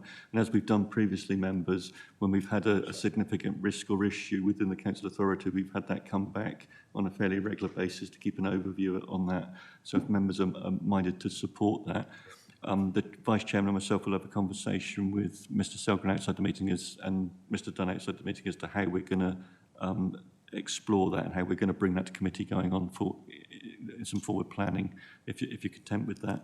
And I think, John, you had an issue that you raised that I just wrote your name down and didn't get past that. There was a point that you raised. Look, don't worry, I'll think about it. Mr Selgren. Chair, just one for clarity in that summary. Did I have my notes suggest that your indication was that we do a webinar first on apprenticeships rather than a report back? I mean, it may lead to a report, but I think your proposal was that it was a webinar to update and inform members in the first instance. I think around the apprenticeships is a webinar so that members have an understanding of just what the apprentice scheme that's within the council, because they're going to get stopped in the street and asked about whether there's career opportunities in Dorset Council. So knowledge is a good thing, you know, and that helps the members. It's nothing more embarrassing than being stopped on the street by a member of the public and asked a question and you don't know the answer to it. So I think that webinar would be useful for the members as a future date. There was the beauty of the COVID, one of the good things that came out of COVID was those webinars, you know, that helped to educate members, to teach them, and to bring them up to speed and give them background information, and they were excellent in the way they worked. I think there was massive intake on that from the membership, those webinars. In terms of about your apprenticeship, bringing it back to council of the future, I think whether that's 6 months or a year from now is to have a report coming back to see how that apprenticeship model's work through the council authority. That's what I was trying to get to. Yeah, if we're happy with that. Has anybody else got any other comments they'd like to make? Councillor Robertson and Councillor. Chairman, it was really just to put a marker down about continuing to monitor the effects of working from home. Yeah, absolutely right. Councillor Robertson, it's been a major concern of mine, and I think the Vice Chairman and I will wrap that up with Mr Selgren about how we're going to bring that back to the committee and how we're going to monitor it going forward. Councillor Shortell. Chairman, yes, could you expand on the word schools, please, and include schools and colleges in your summing up report? Certainly, yeah. My original was about other educational facilities, yeah. Thank you. Councillor Flower. Yeah, David Shortell's picked up the point I was going to make. I think I spoke earlier about that link, or the sometimes lack of link between academia and the world of work. And I think there's quite a few of us are, I'm not at the moment, but some of us are school governors. And anyone who takes that message back into schools about getting that relationship with employers, regardless of whether it's this council or what it is a good message to put out. So I think if we're doing a webinar, let's include that strong message. Yes, thank you. Did you remember it? No. The Vice Chairman and myself are having trouble what John's point remembering, but I will rely on Miss Watson. If you got it now, I was going to rely on you at the meeting, but if you got it now, excellent. Oh, I'm not sure about that specific issue, but I just wanted to flag up there were obviously some actions around HR and democratic services linking and about support for members, so we'll follow up on those. And then there was the point about the endorsement of the sort of appreciation from the committee of the work done by officers. Okay. So yeah, as I said, huge thank you to the officers throughout the authority during the COVID period and the ongoing period that we've had. Mr. Selgren, you want to come in? I've had a very Councillor Somper's listening to this committee meeting, and she's emailed me in the course of doing that, and just picking up on the comments I made. I think what I was trying to get across is that sense that the extent to which our teams really value that positive feedback, the things that many of you do, and Chairman, you said you've done it from this chair, and your members of this committee have, but it's about, in a sense, trying to brigade everybody to that good practice of giving thanks. It's so easy to, when an issue arises, to complain or kick off. It's perhaps less common, but much more beneficial if we're giving that praise for the job well done. And it's that. It's for me, it's that little bit of kindness shown every day that recognises what our staff do. And I say, I know members do that, but it's just to remind us all, myself included, that the more we do that, actually we'll deal with some of these issues around some of the morale issues that are reflected in some of the discussion we've had this morning. Yeah, it's a point I do take on board, Mr. Selgren, in terms of the verbal abuse and the threatening behaviour that's come from certain sectors of the public that has been directed at council officers. I appreciate that's gone on. My own daughter worked in hospitality through the COVID period as they come out of lockdown. The abuse that we all know that was reported within the press in the hospitality area was quite appalling. And we're struggling as a society to get back to the norm again, aren't we? It was quite a shock to society that what we were put through, and we can only hope that we will get back to the place that we were before, you know, with a more patient society. And it's highlighted. I know it's extremely highlighted within the council structure in terms of areas like enforcement and such, like those officers that have received a lot of abuse going forward in various other sectors of the authority. I appreciate that, but I'm sure the members right across the chamber do appreciate what the officers have done. Okay, thank you. And I'm just on a final point. Mr. Matthews and Ms. Harris-Cormack, thank you ever so much for your time that you've given and the answers that you've given to the committee. An excellent report. Thank you. Okay, so members, we're going to go for a 10-minute comfort break. Okay, thank you. And Mr. Shortell was very quick at the chair, I noticed.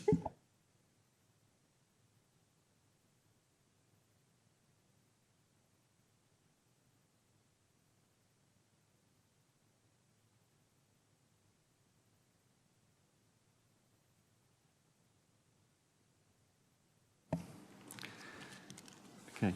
Thank you, members. Thank you, officers. And thank you to the members of the public that are joining us as we restart the Place and Resources Scrutiny Committee on the 26th of January 2023 in the Council Chamber at County Hall. And I'm going to move to agenda item 10, Corporate Complaints Team Annual Report. The portfolio holder is Councillor Haynes. The presenting officer is Anthony Bygrave for Senior Assurance and Officer Complaints. And my apologies, Mr. Bygrave, for the length of time you've had to wait to give you the report. It's been quite a lengthy meeting already. I do apologise. Thank you. Over to you. Thank you. Thank you, Chair. Happy New Year, councillors, members of the public, colleagues. I'm still saying that and shall continue to do so until it feels at least March. I'm here representing the complaints team. For those that don't know, we sit in assurance, legal and democratic. It's a corporate team that falls under the umbrella of the monitoring officer and links to the Ombudsman. We deal with our own complaints policy, which this will largely be featuring, but we also are responsible for councillor conduct, complaints, social care for children, social care for adults. It all comes through the team, so there are some numbers in here that reflect some of the social care responsibilities as well, which I suspect won't be key for this. But it's really important to see the complaints across the directorates, the trends for them, and some of the costs that we're incurring, particularly around children's services. And what I aim with this report to do is highlight just how well we're actually doing as Dorset Council, how well Place Services is doing, and that we do get some good news stories that come in as well. We do highlight some of the compliments. I couldn't echo John Selgren's comments anymore in relation to making it aware that we do accept compliments. It goes a tremendous distance. We've got a compliments at inbox. I don't know whether everybody knows that, but if you're getting some good stuff coming through, please do pass it on, because we can do something with that. I'm going a little bit off topic, but I think, sorry, of course. Ow, sorry, that was my knee. Okay, so do keep those compliments coming in. So it's compliments at Dorset Council. We do try and present a balanced critique in these annual reports, that it's not just all bad news. So been a busy year. So 21-22 saw a 14% increase on the previous year, which when combined with the year prior to that, overall represents a 100% increase in 2 years for complaints to Dorset Council.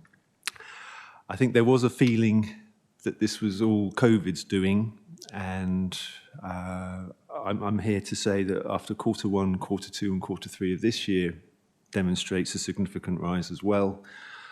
I think it's not necessarily purely a COVID, although I dare say that COVID has had an impact on how people communicate with the local authorities, what services they're looking at. And I think the key message for me is Dorset Council haven't just suddenly started doing really badly and providing really bad services. I think the general public are exercising their right to voice their concerns through a very, very transparent and accessible process. So the good news is we're getting the feedback, and we're getting a mixed bag of that. And I think the even better news is that the local government ombudsman, which represents the end of the complaints process, with the exception of some children's services matters, we enjoy a brilliant relationship with the local government ombudsman, and particularly place services. So before I digress too much, looking at some of the numbers, we had 1,406 complaints. Of that, going to the ombudsman, they looked at 121, which in itself is quite a small proportion if you look at it in terms of percentage. What they then really got into the weeds with and ultimately upheld was a mere 20 complaints. That's across the directorates. That's not for Place. I think Place, they upheld 4, only 1 related in terms of a financial consequence to that. None of these complaints have actually had any real reputational damage for this year for Dorset Council. None of them went to public report. We've had one earlier this year in children's services, but reputationally, I think the Ombudsman is our meter for this, and we should feel really proud, particularly in place services, considering how many complaints we've had and the increase. They're not upholding any complaints, well, very, very few complaints, I should correct, proportionately in terms of the volume we get. Place, I think, is quite a unique directorate where one decision we make can have a complaint-generating impact on somebody else. And I don't think... I was listening to the parking conversation earlier on, and I found it very interesting. And everybody's individual circumstances are just that.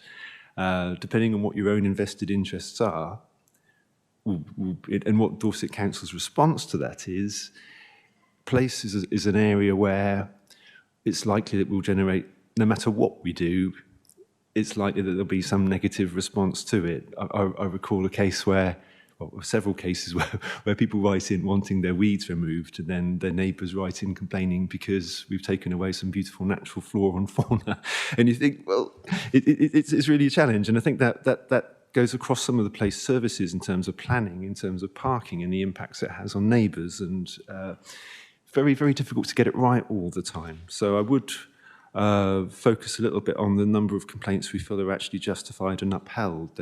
It's quite a small proportion. So through our own local process, we're looking at it, we're being honest, we're holding our hand up if we feel that it is a justified complaint, but less than 10% really do we tend to think, actually, you've really got a point there. But if they have got a point, we're challenging in the complaints team to try and ask for learnings and actions from those complaints rather than just saying, yes, sorry. I think that the key message would need to be, okay, how do we make sure that we've learned from that? How do we feed that back into the services? How can we be sure in 5 years' time we're not making those mistakes again? So hopefully councillors will be assured that the service, in a particular Place, I think it's a really good news story. But we need to be mindful that the numbers are still going up, and I think there is a culture, perhaps more, to actually highlight areas of dissatisfaction, perhaps more than there might have been pre-COVID. My own personal feelings, which are perhaps are personal, is that's just a change in the way people are now, a little bit more after COVID, and maybe there is a little bit more time to scrutinise services, and we need to remember that Place is in plain view of everybody. Some of the social care complaints are only affecting certain families, and you might not be aware of the impacts of that. But everybody can see police services all of the time. So that's why we see such quite high numbers, but we should be assured that the Ombudsman feel that we're acting proportionately and in a measured way virtually all of the time. There's a little bit on financial implications. Dorset Council did pay out over £42,000 in maladministration charges. That is important to capture in an annual report. From a place perspective, I think it was about £200, if memory serves. It's a very low sum. It was an apology for having, I think it was a planning matter where we'd gone over the timescale that we'd allotted. And again, when you consider the volume of complaints, that's actually a really, really good effort. And I'd like to thank everybody involved with complaints management across place. I have a tendency to talk until the cows come home about complaints, and I'm hoping everybody's had a look at the blob sheets, as I call them, but there's quite an interesting infographic that gives you a quarterly breakdown across the directorates of whether there's any peaks and troughs, any themes, and I think for place it's fairly consistent. But one thing I would like to highlight from the report is that we don't always feel that we need to go through a formal complaints process. Sometimes people just want to be listened to. Sometimes people just want a service, but they've perhaps brought it to our attention in a more complainy, negative sentiment nature. What we are doing this year is trying to give frontline teams an opportunity to resolve things informally. We're making it clearer on the complaints form. Is it really a complaint? Or is it a request for a service? We're trying to get that embedded. I can tell you that through the complaints numbers, it's not worked really because people prefer to complain because in the heat of the moment, complaint is the word in their mind. But Dorset Council do have an opportunity to use common sense, and you can see from the informal complaint resolutions figures, which are usually much higher, we are exercising that, and quite often a phone call or just an expression that people are being listened to is enough. And I think Place have got a really good opportunity to do that. The timescales are really good, considering some of the complaint responding officers aren't always bound to a desk in Place. They might not be there. They might be out on the rounds. There could be I wouldn't like to speculate as to how their time is being used, but they're not office-based staff all the time. So I think the fact that the timescales are as good as they are, again, needs to be celebrated. And I probably, rather than meander, I'll perhaps stop and invite any questions in case people have got any concerns from the report. Thank you. Thank you, Mr. Bygrave. Thank you. And you're as passionate about complaints as I am about scrutiny, so thank you for that. Councillor Flower, did you wish to make a comment at this point? You've just taken off me about being passionate about things, because Anthony demonstrates that in spades in the way that he goes about his work, and compliment him firstly on the report and how easy it is to understand it. But from my perspective, the biggest thing for me is you should never stop people wanting to complain. If they want to complain, that's fine, we'll look into it. But it's the actual number of complaints that are sustained.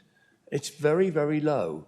And we should be quite proud of the fact that it is very low. I would never stop people complaining. If they feel they need to complain, they should complain. But we've got a mechanism whereby we're able to distill it down to the ones that genuinely we need to deal with. And I'm pleased to say, looking at the trends in here, yes, the numbers have gone up, but the actual number that have been sustained are still relatively, well, they are not relatively low, they are low.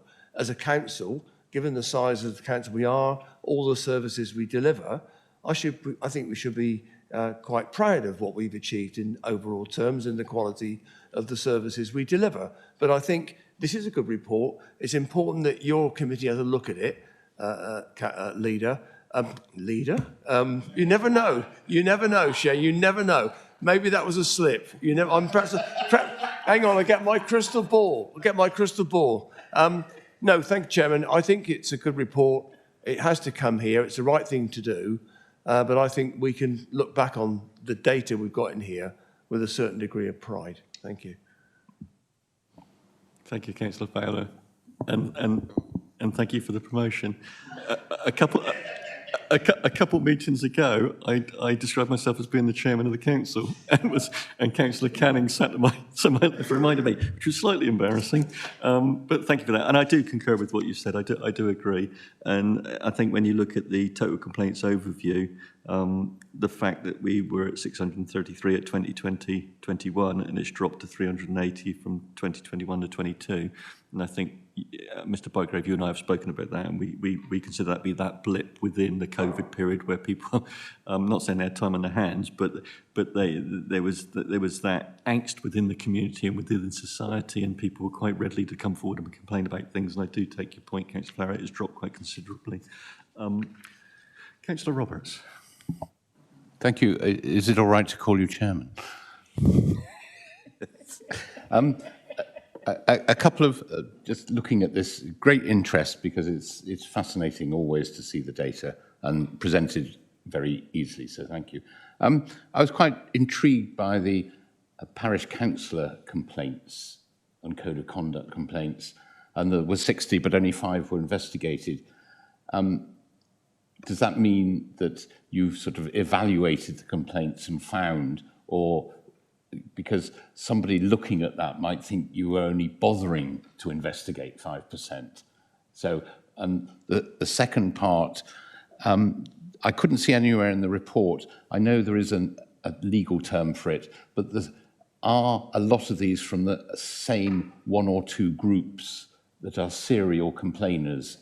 And do we identify that of the 300, there might be 100 about planning decisions, all from one group, and therefore we probably ought to highlight that. So a 2-parter for you, Anthony, please. And just to bolt something onto that, Councillor Roberts, because you picked on something I picked on as well, and I take your point in terms of the amount of complaints around councillors. I don't know how much of that is devolved internally within those council arenas, in those town and parish councils. I suspect the majority.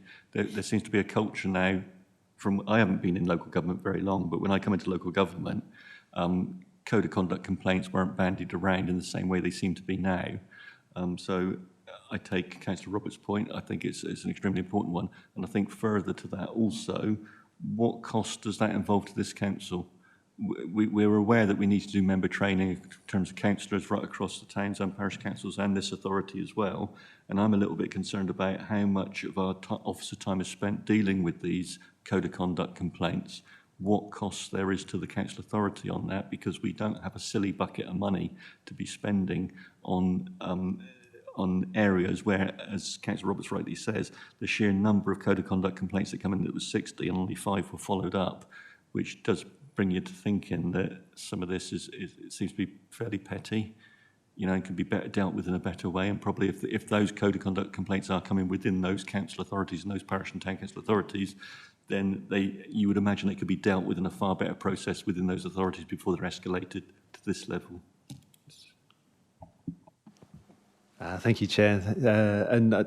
Really good question. And we did do a committee meeting on council conduct last year because we had identified that, particularly at that time, a particular town and parish council were generating quite a lot of almost tit-for-tat complaints, which were taking an inordinate amount of time, particularly the monitoring officer.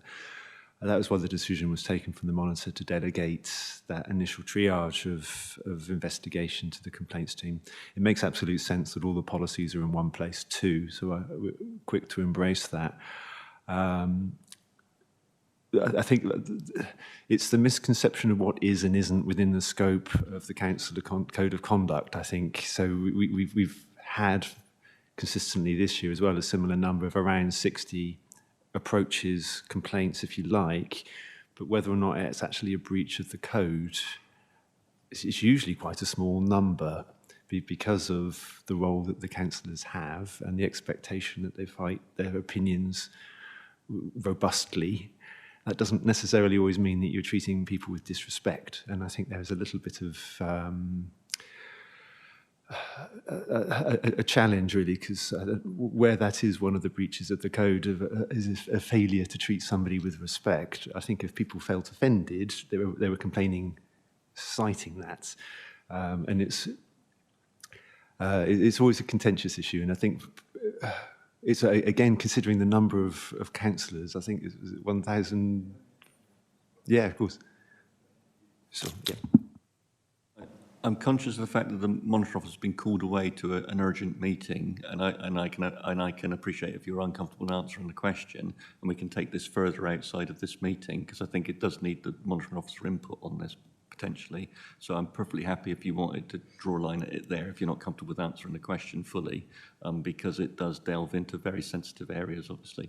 But I think, from my point of view, from the chair, I would like to get an understanding of what the costs are involved in this council authority for having to deal with so many code of conduct complaints coming before it, because we obviously have budgetary restraints ourselves, you know, and we need to be mindful of how we're spending the public purse.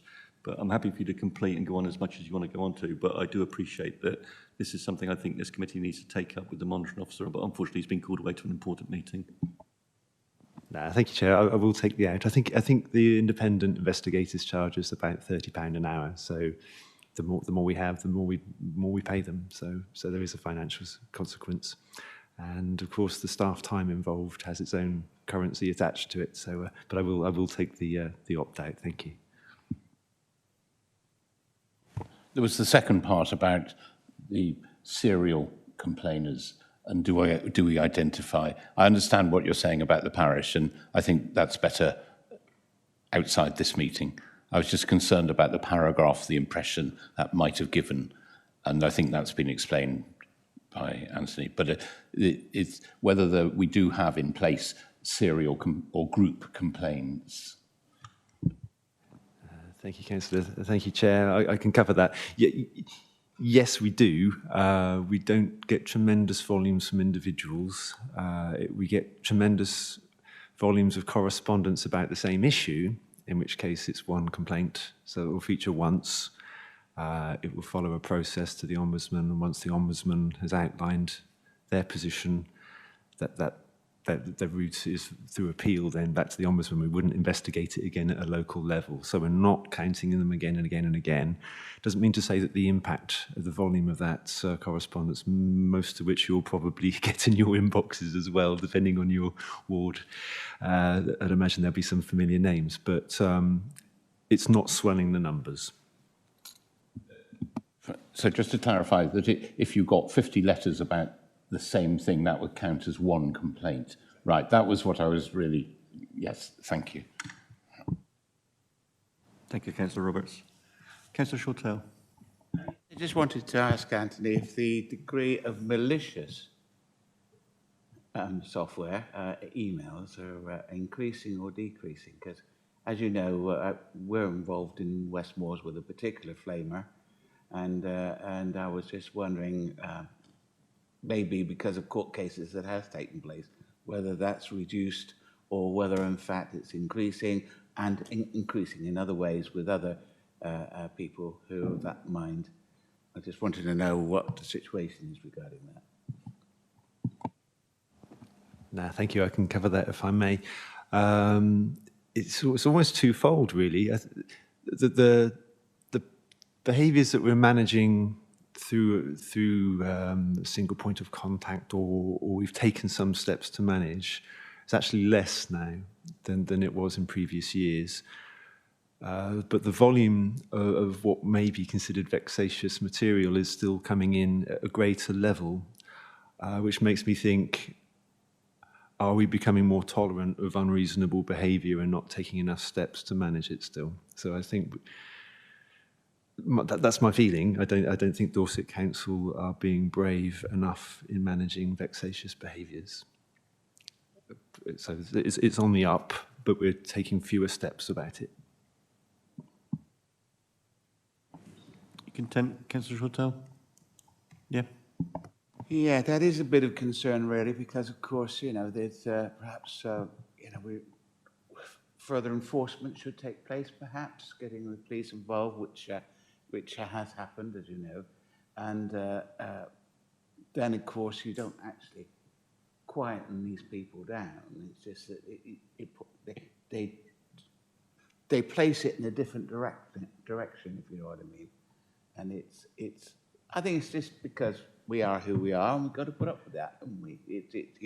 We have to suffer these things for being, in the privileged position of being a Dorset councillor. I don't know if I can add to that, Chair, but we do have an unreasonable behaviours protocol. There is a panel that meets and makes sure that we're consistent and measured in our approach.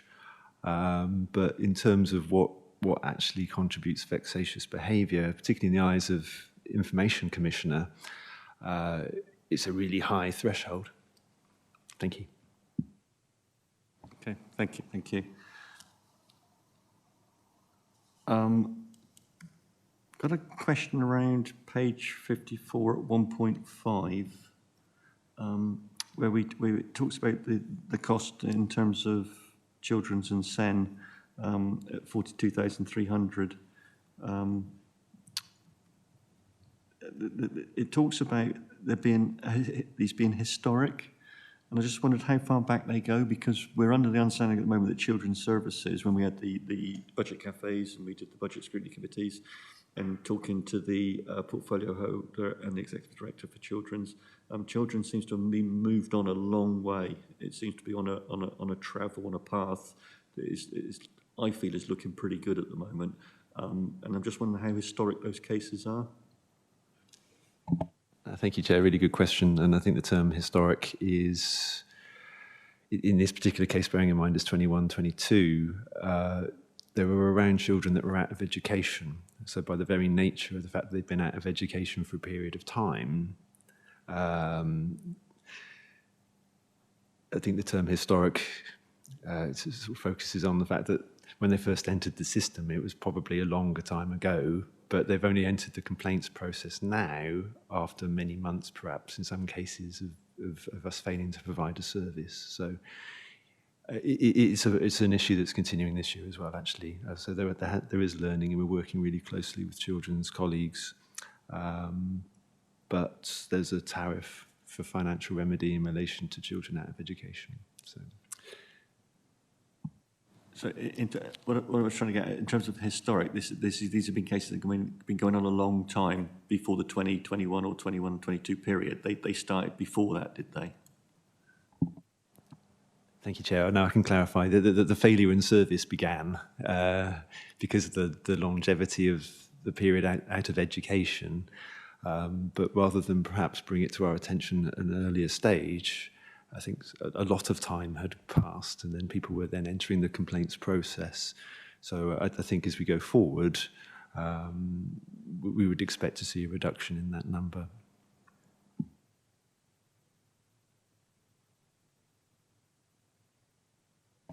Councillor Took. Thank you, Chair.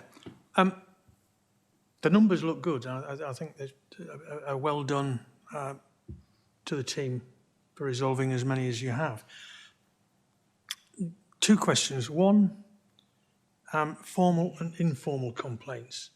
So formal complaints showed a 12% decrease, but informal complaints have shown a 28% increase.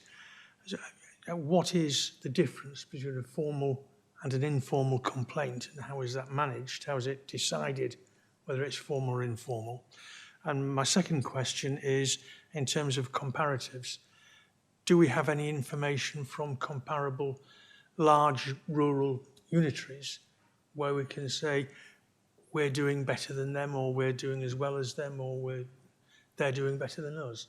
So is there any comparatives that we can, because just taken in isolation, numbers don't mean a great deal. Thanks. I agree. Yeah, it's I've got the same thing myself. It's how we benchmarking ourselves. Yeah. No, thank you, Councillor Took. Thank you, Chair. Really good question, actually. It cropped up in the People's Scrutiny quite recently. Similar authorities across England are seeing similar numbers. Those that have got corporate teams are reporting anything up to 100% increase over the last 2 years. So very similar. That suggests that it's a cultural change We can boast, and I'm always a little bit worried about boasting, but our relationship with the Ombudsman is very much the envy, I think, of a lot of local authorities in the UK. We've got a fantastic relationship with them, and to only uphold, I think it was 4 that particular year, considering the number of complaints we had for place, is a remarkable effort. So that's our benchmark. Obviously, we should be aspiring to none. But I think we accept that sometimes things do go wrong, but really not very often. We need to remember we also embraced in 21 a single stage policy, which meant the risk of referring things to the Ombudsman, you could argue, was greater because we've only got one shot at the response. But we're responding robustly, we're getting it right the first time, and we're not wasting the complainant's time. If they genuinely feel that our response is not fit for purpose, the LGO will take a view and it brings the complaint to a conclusion. So that decision, I think, was a really good one, and I think the figures will underline that there's no undue risk to the local authority. In fact, a lot of local authorities are now contacting me to discuss how you go about getting a one-stage process instead. So I think we should be really proud of where we are. And again, I'd like to thank councillors for their part in that, because we realise that in some cases you're the first line of defence and people write to you as well as us, and sometimes you extinguish the complaint before it gets to me. So thank you for that. That's really not gone unnoticed. Thank you, Mr. Redgrave. Yeah, it's a joint admiration society, isn't it, between the officers and the members? Yeah, the members being on the street and the officers being on the end of the phone. Yeah, and it's a sort of bit of a joint exercise. Councillor Took, do you wish to come back? Only that I did ask about how categorisation works between formal and informal complaints. What is a formal complaint? What is an informal complaint? And who decides? Thanks. Sorry, I did jot that down and immediately forgot. It's the perils of being middle-aged. But I come into the over 50s bracket. Some complaints come to us, and we need to bear in mind that the complaints process for place is a non-statutory process. So a lot of the complaints we were getting, there is actually a part statutory route that people need to take instead.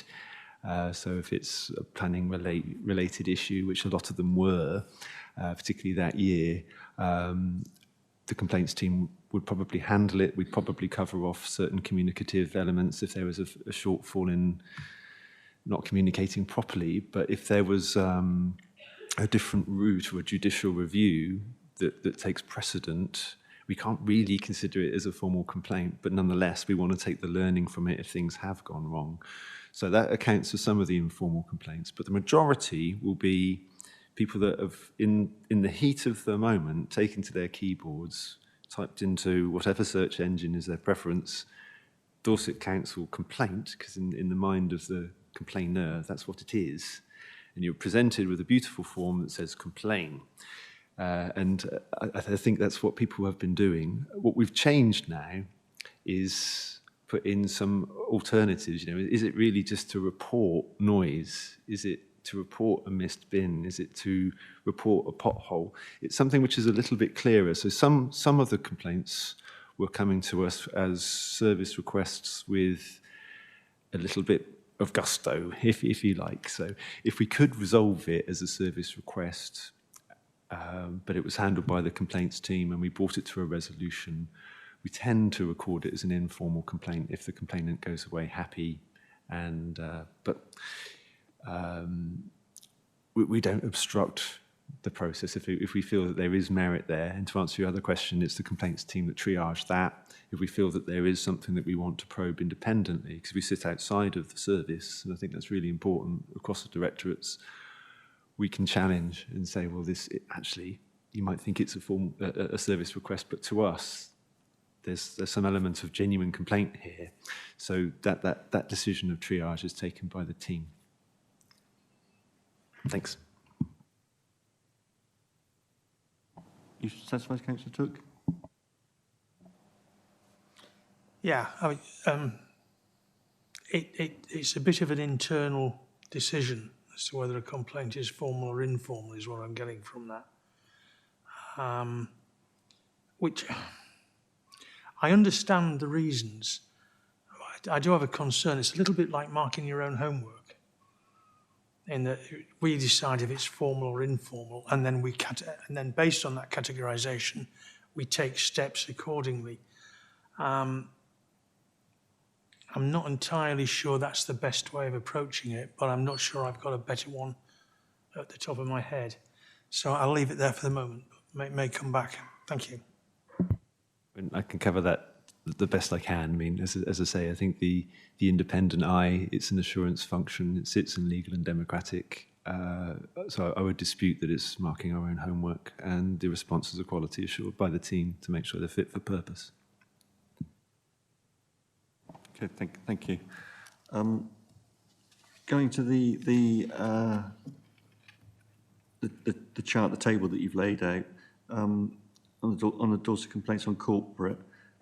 Just wondering why in quarter 1, fully justified complaints and part justified complaints are unknowns in those 2 areas. Is that because you didn't receive any within that band? No, thank you, Chair. Really good point, and that certainly won't appear on the next report. It took quite a long time to have a genuine single point of entry for complaints when Dorset Council first started. There was 2 operational systems. We had former DCC used in old money and former DCP, and it was actually surprisingly difficult to agree and then to get the ICT solution to one element of software, and it wasn't possible to identify everything that was being captured in quarter 1. Sorry. Right. So you weren't able to move the data over. Is that what we're saying?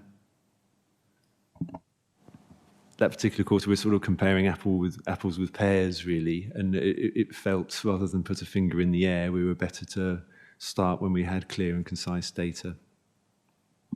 Thank you.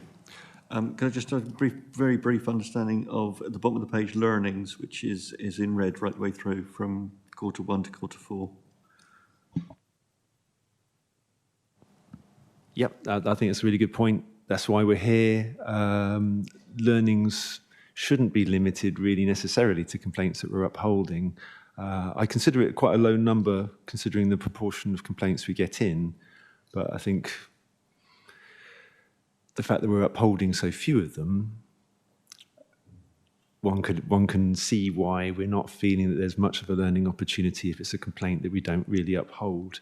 It's highlighted in red though, because I think proportionately it's quite a low number compared to the complaints that we get in the door. There is an argument that perhaps it's the inappropriate colour, but I would like to see more genuine learning from complaints in the Police Directorate, but accept it's not always possible. Thank you, Mr. Bygrave. Any other questions from members? No? So I'm hoping Ms. Watson has been able to list some of it.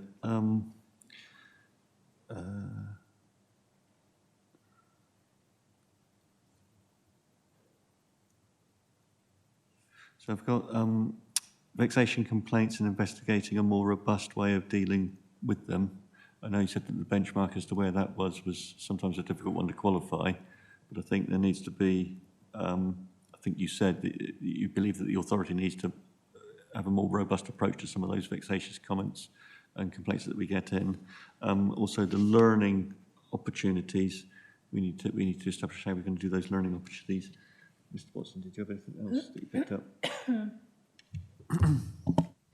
Chairman, just the point about the cost to the Council of Councillor Code of Conduct complaints, which we will seek information on. Didn't get to write that one down yet. So the obviously we've talked about the culture now within the community in terms of complaints that have come forward, and of course part of that around those code of conduct complaints, we need to get a better understanding of why there is that level of code of conduct complaints coming in. Let's say when I come in to local government authority and and I haven't been around very long, but even when I came in, there wasn't that banding around of code of conduct complaints, particularly amongst councillors being thrown around as there is now. It seems that culture has changed, and I think we need to get an understanding of that. I think we'll take that outside of this meeting with the monitoring officer to have a conversation with the monitoring officer around that and the concerns it brings to this council authority and the impacts it has on the budget within the authority and having to deal with those codes of conduct complaints, if members are happy with that. Yeah, we're happy with that? Okay. So, Mr. Bygrave, thank you ever so much for the report. Can you please, from the committee, pass on our thanks to the complaints team? I can imagine that your team is at the forefront of some pretty tough days, I should think, on the end of a telephone. But thank you ever so much, and please do pass on our thanks to that team. Okay, thank you. Okay, moving to agenda item 11. I'm deferring agenda 11, the risk management update, due to some technicalities around that, and we'll revisit that at a later date after we've had some discussion with officers, members. So we'll move to agenda item 12, Place and Resources Scrutiny Committee Forward Plan, and Miss Watson to give us an update, please. Okay, committee, I'll keep it brief and just deal with any questions. Next meeting is in March. Items, I think there's 5 items on your agenda, starting at page 69 of your agenda. There's a post-decision review of following the implementation of the Household Recycling Centre Vehicle Access Policy. So that was a previous Cabinet decision, which you're going to take a look and see how that is going. Commercialisation Transformation Programme, we're going to do some have some information on being commercially minded. Yeah, that is the second in the sort of schedule of, I think we've got 3, there were 3 opportunities for the committee to discuss this area. So this is the second of those reports to committee. You've got an update on the Transforming Cities Fund coming through to see how that's going.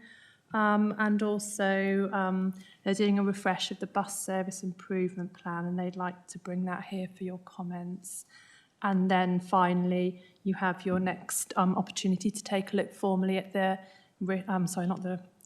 performance monitoring dashboard to see if there's anything flagging up on that you might want to look at further.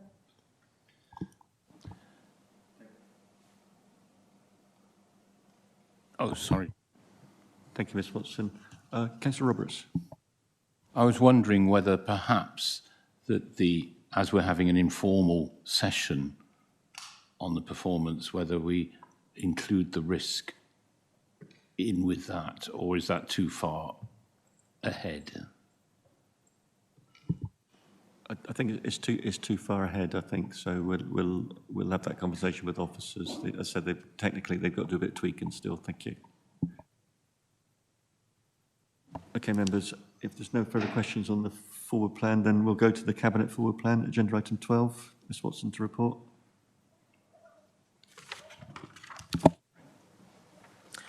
Okay, so you've got the Cabinet forward plan on your agenda. This is always on your agenda. It gives you an opportunity to take a look at what is coming up, what decisions Cabinet are going to be taking in the next few months, and to see whether or not there's anything that you would like to look at once Cabinet have taken a decision, if you want to schedule it in for sort of a post review after a period of time.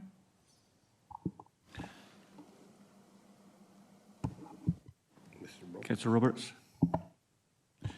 My only comment was it was just Jim McManus has retired, so we might need to update on the finance side and the budget side. Yeah, point taken, well spotted, Councillor Roberts. Yeah. Does any other? Yeah. Does any of the members have anything concerning the Cabinet forward plan? No. I think if we could take that outside the room, if anybody has any issues that they'd like to have a discussion around that, I'd be happy to have that discussion. Okay, thank you, members. I'll move to agenda item 13, urgent matters, which there are none, and agenda item 14, exempt business, of which there is none. So at 14:03. Thank you, members, for your perseverance with a very long committee again. And at 14:03, I'm going to close the meeting. Thank you, members.